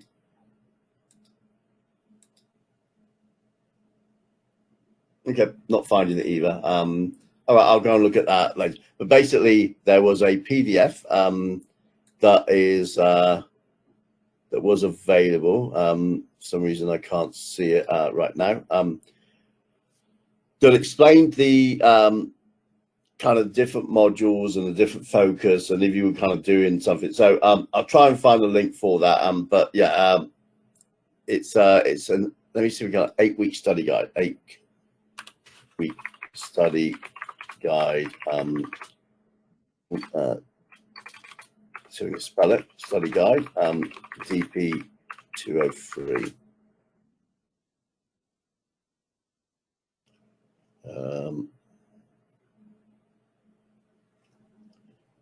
Okay, so I'm not seeing it there. Was it LinkedIn? I'll see if I can find it kind of before the end. I'll put the link in. But yes, we will. There's plenty of resources out there. We see that this one is loading up as well. Okay, so this one was fine, but I don't know why I can't show you the other one. I thought I had it ready to go. Okay, no worries. You put all these links in. Sometimes you they don't persists correctly. So yeah, all the Microsoft Learn material, go in, basically role, data engineer, go into browse for the data engineer path, and that's essentially, if we go to learning paths, this essentially is what has been created. So those very similar links that you're just looking at are basically coming from these resources here. Okay. So I'll close that out, close out the collection, this one. So we looked at Data Factory already. We've looked at Synapse Analytics. We've had a look at Cosmos. Some of the other services, though, we need to look at. One of those is going to be, we go to my resource group, and I think I might have had one. Let's have a quick look. If not, I'll go and look at the labs for a second. Okay, do I have an event hub here? No, okay, let me go into the labs then. Let me get that out of the way a little bit. And so if I go into my workspace, so close that, go open up the portal. Inside of your resource group, inside of your labs, where you find that there will be a number of resources, and one of those is going to be an Event Hub namespace. Now, what Event Hub's for are that streaming data that kind of is just kind of coming through. So what we do have in here is we have one Event Hub essentially at the moment. So we're going to go down to my Event Hubs, and we have an Event Hub called Telemetry. Okay. Persisted pipe that allows us to retain data for up to 1 day. So until it's processed and it's within the message retention period, we will make sure that we keep it until we've actually had an ability to process it. Okay. We need to make sure the messages are coming through. Okay, there we go. I will try and find that collection. Oh, the collection. Let me go and do the collection for sure. Let me go grab that collection link. So there's the collection link. Let me put that in there. Cool. So hopefully, if you could try that out and just check that, make sure it is that collection works, because that's going to be a nice collection for you. I think actually there's a slightly better. Notice that this is the kind of retiring the previous 200-201. So the main Azure content is kind of for the data engineer role, as opposed to a specific exam certification content. So there may be things that are covered in this list that aren't actually now on the exam, because they updated the exam OD as well, objective domain. Just to kind of be aware of that. So where was I? I was in the, try to remember what I was doing there for a second. Oh, I was doing the Event Hub. Okay, let me go back to there. So if I look in the Event Hub, we've got this telemetry Event Hub. We've got a namespace first, which is like a big folder kind of location to store all the Event Hubs. Then we go into this Event Hub, we're basically capturing and processing data. So what we would have the ability to do is to capture data, process data, or just run what we call a analytics job. So let me kind of show you a little bit around what that is. I'm going to go into the create, and I'm going to go into the create service and go analytics job. Okay, so stream analytics job, I should say, rather. So this allows us to create let's create it and show you a kind of input data being streamed in. We have like a CEP, a complex event processing window. We can kind of look at the data. So let me kind of just do this. So this is going to be a stream analytics job, and I don't know, DP-203. There we go. Okay. and I'm going to put it on that subscription, and I'm going to put it in that, and then it's going to choose, say, I don't know, West Europe, for example. Now, I can size this up. I'm going to leave it at the kind of minimum of 3. I'm going to click create. So what that does is creates me the ability to have code executed against data as it streams through the Event Hub. So we can kind of define windows of timeframes. So here I've got my inputs. So for example, I would do a stream input, and that could be data from an Event Hub. Let's say we kind of use that existing Event Hub. So this is my Event Hub. Okay. And we're going to choose the Event Hub that we already have, the telemetry Event Hub, etc., and save. So anything that comes through now that source will essentially be viewable by this analytics job. Okay. We can also remember to save stuff as well, but we have an input and we have an output. And what I'm going to do here, I'm just going to do what we call a pass through. I'm basically going to say, like, whatever comes in, just pipe it out the other end. Okay. But in the middle, we have the query. The query can be like a more complicated analysis, summarization, and we can do that by time windows, for example. So waiting for that to finish. So it looks like it's nearly done, waiting for it to complete. So there's my stream input. Okay. Now we go to output, and we're going to do an output. And what I'm going to do, I'm going to move that to Power BI or to Cosmos DB or to Data Lake or SQL Database or whatever. So in this case, let me kind of just put it into my Cosmos DB. And I'm going to just put Cosmos DB as my name. I'm going to choose my Cosmos. I'm going to basically choose the custom profile database in there. That's fine. I kind of leave everything else the same. I'm not really going to run this anyway. But I've got my input and I've got my output. In the middle is where the kind of magic happens. And this is what we call a CEP, a complex event processing. Now, it can be simple as read and write it out, read and write it out, kind of as simple as that. And it's like select from, so kind of just save that. So select all from the input and put it into my output. Okay. But we can do a lot more. So actually, I've got nothing running through because I don't have the app that's part of the lab. There's a little app that kind of will spin up some transactions and create some noise, and then you'll be able to see that come through. But I could be a lot more detailed in terms of what queries I want. So I kind of go into, say, the query docs, for example, look at some of the time management options around that stream analytics. I can do some kind of system analysis on, let me go into aggregate, so with Windows.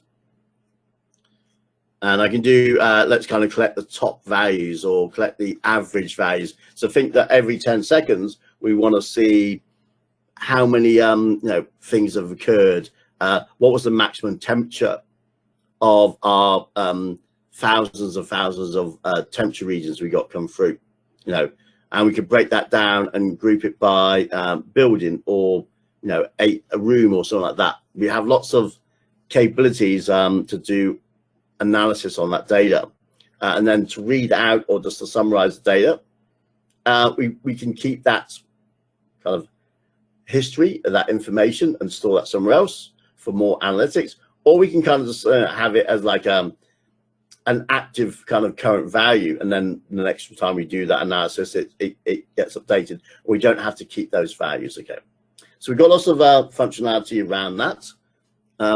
So you will need to look at kind of the stream analytics query language and kind of get some of the kind of types of queries that you can run.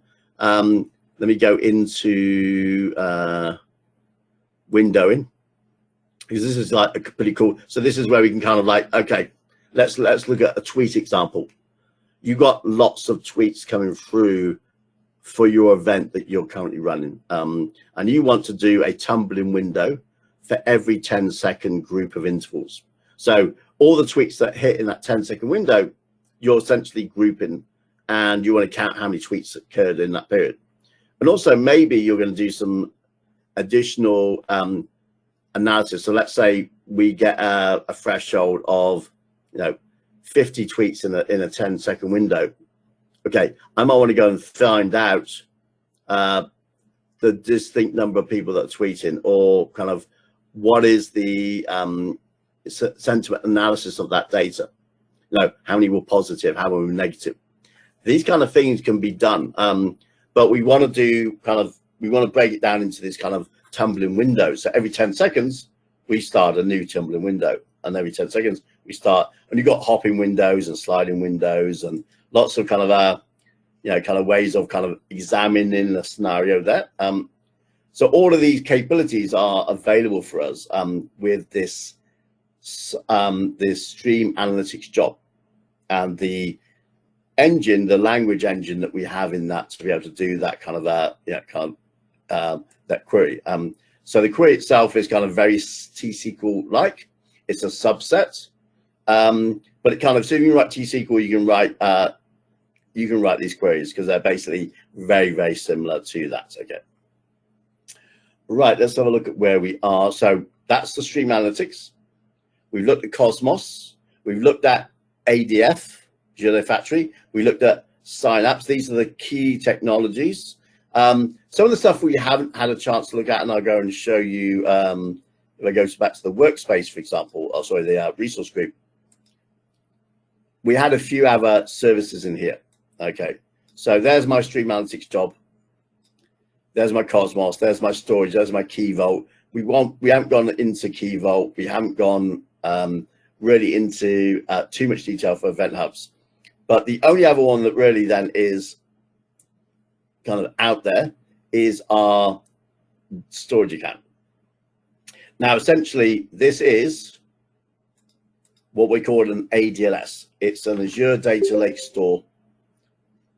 Because when we created this service, create the storage account, we turned on the hierarchical namespace option. So we click create storage account, and in the advanced tab, we tick the box for hierarchical namespace. And that effectively puts a management layer above the storage that allows us to have file subdirectories, that kind of stuff on there, as well as a lot of security capabilities. So when we go into that storage account and we actually go to the Explorer, for example, and we go into containers, we can see that we have a stage in temp data, WDUs. So we go into some of these, we can see that we have a bunch of data that was kind of generated and content in them. Okay, so there's some different information in these folders here that we can go and actually look at. But this is allowing us to have what we call a file system. So the file system essentially is similar to like your Windows file system, where you have like a C drive and all those folders, the Windows directories, etc.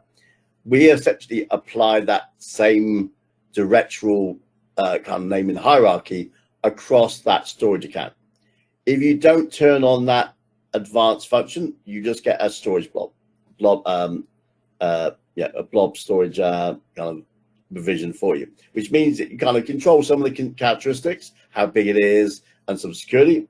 But it's literally just a piece of data space that you are carved up from a much larger capacity. And again, storage accounts can be hot and cool.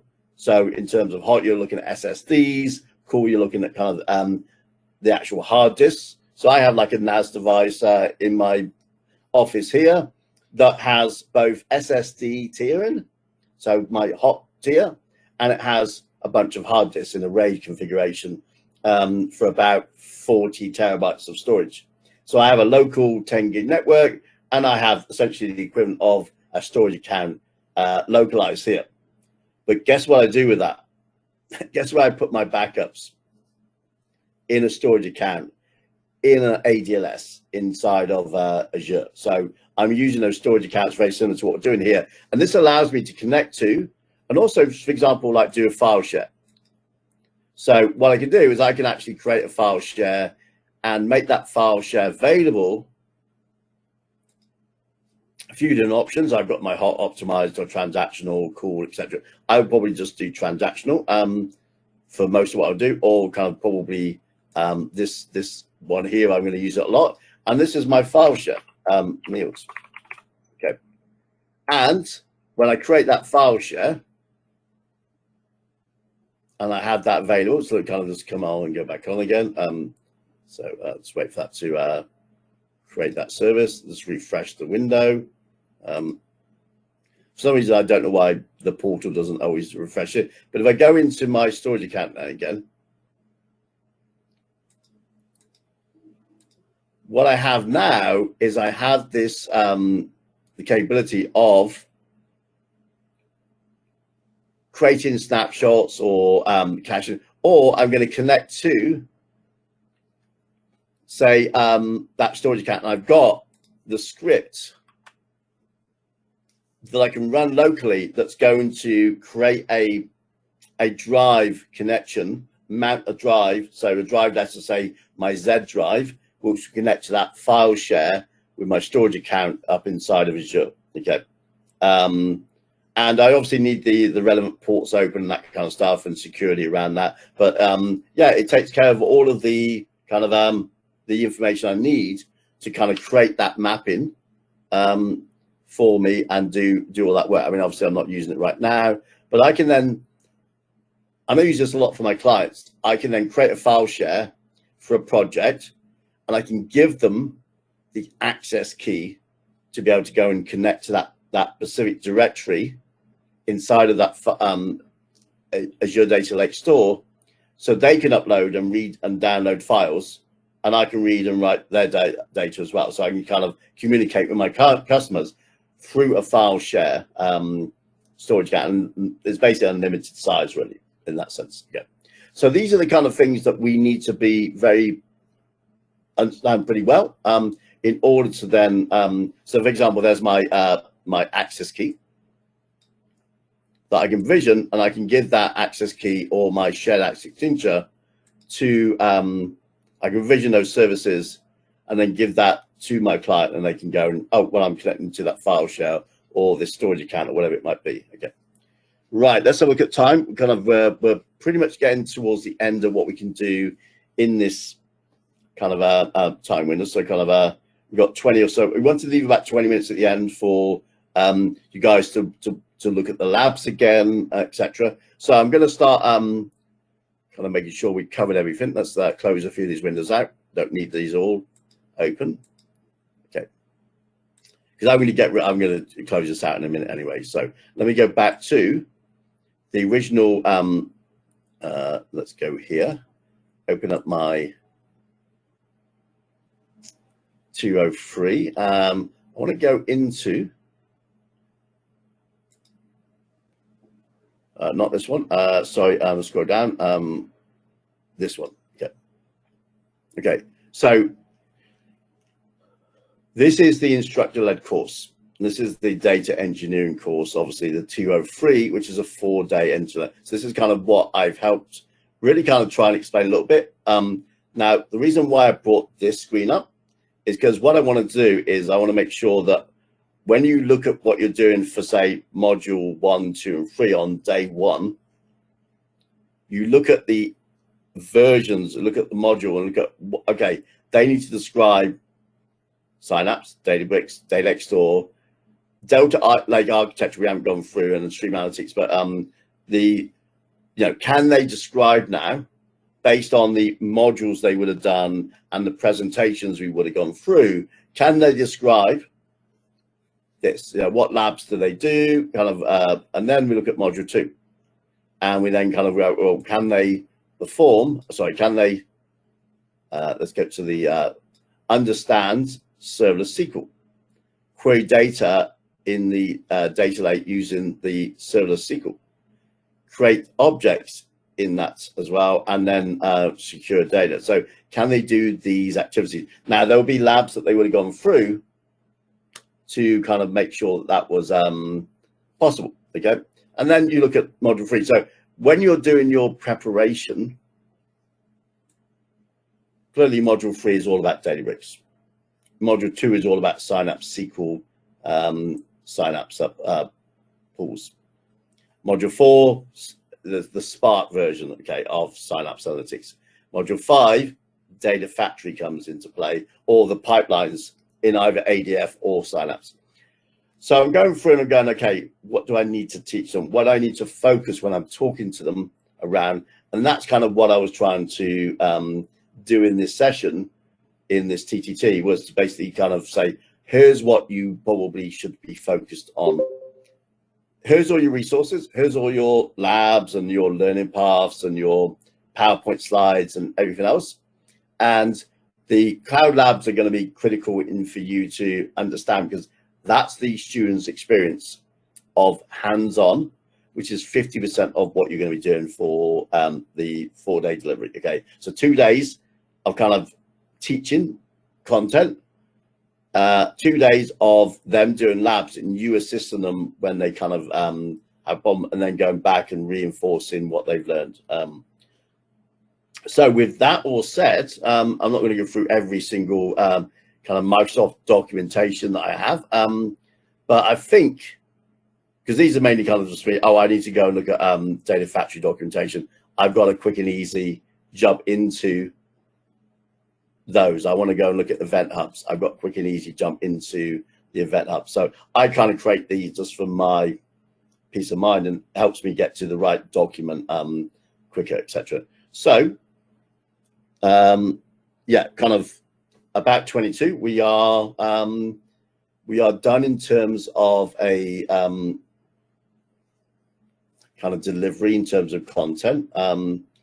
Clearly we can't do 4 days worth of content in 4 hours. I do talk fast, but I ain't that fast.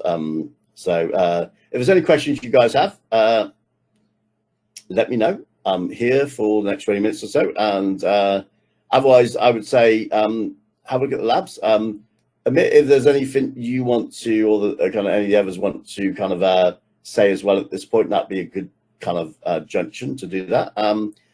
Thank you all for spending your time with me for the last few hours. It's been a pleasure, and hopefully you will have picked up a couple of things. That was hopefully the outcome. And yeah, enjoy the labs, enjoy your other resources, and we'll see you maybe another time. Cool. Cool. Thank you very much. Amit, is there anything you guys need to chime in with at this point?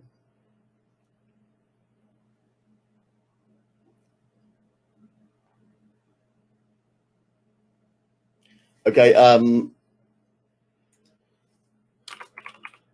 You can get me on LinkedIn, by the way, folks. So Neil Hambly. If you got my LinkedIn profile up, one sec, because I'm more than happy to kind of like communicate around stuff. Let me go get my LinkedIn. It's the typical one that you would do. Cool. Okay. So if you do need to connect with me in a professional capacity, LinkedIn is probably the best place. You can see that on the screen. Happy to any fellow MCTs for sure, and MVPs, yeah, by all means. Cool. It's been a pleasure. I even managed to get a couple of sips of my coffee, but it's gone cold again.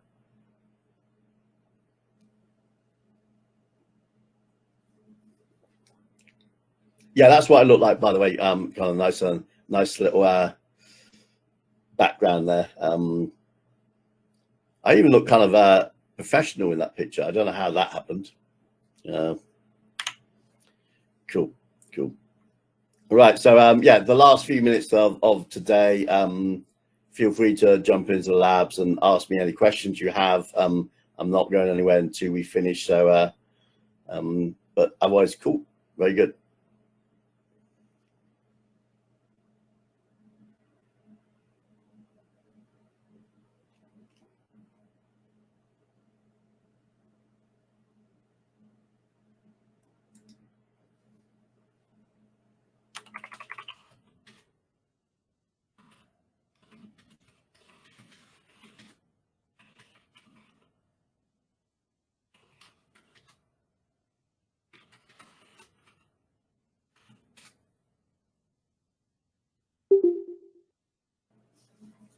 right.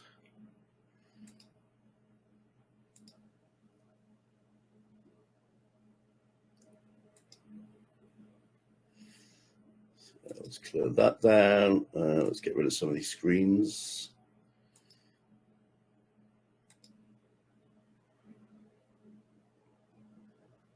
Thank you, attendee one. It was great. I love the attendee one. I think I've had attendee one before, attend some of my sessions.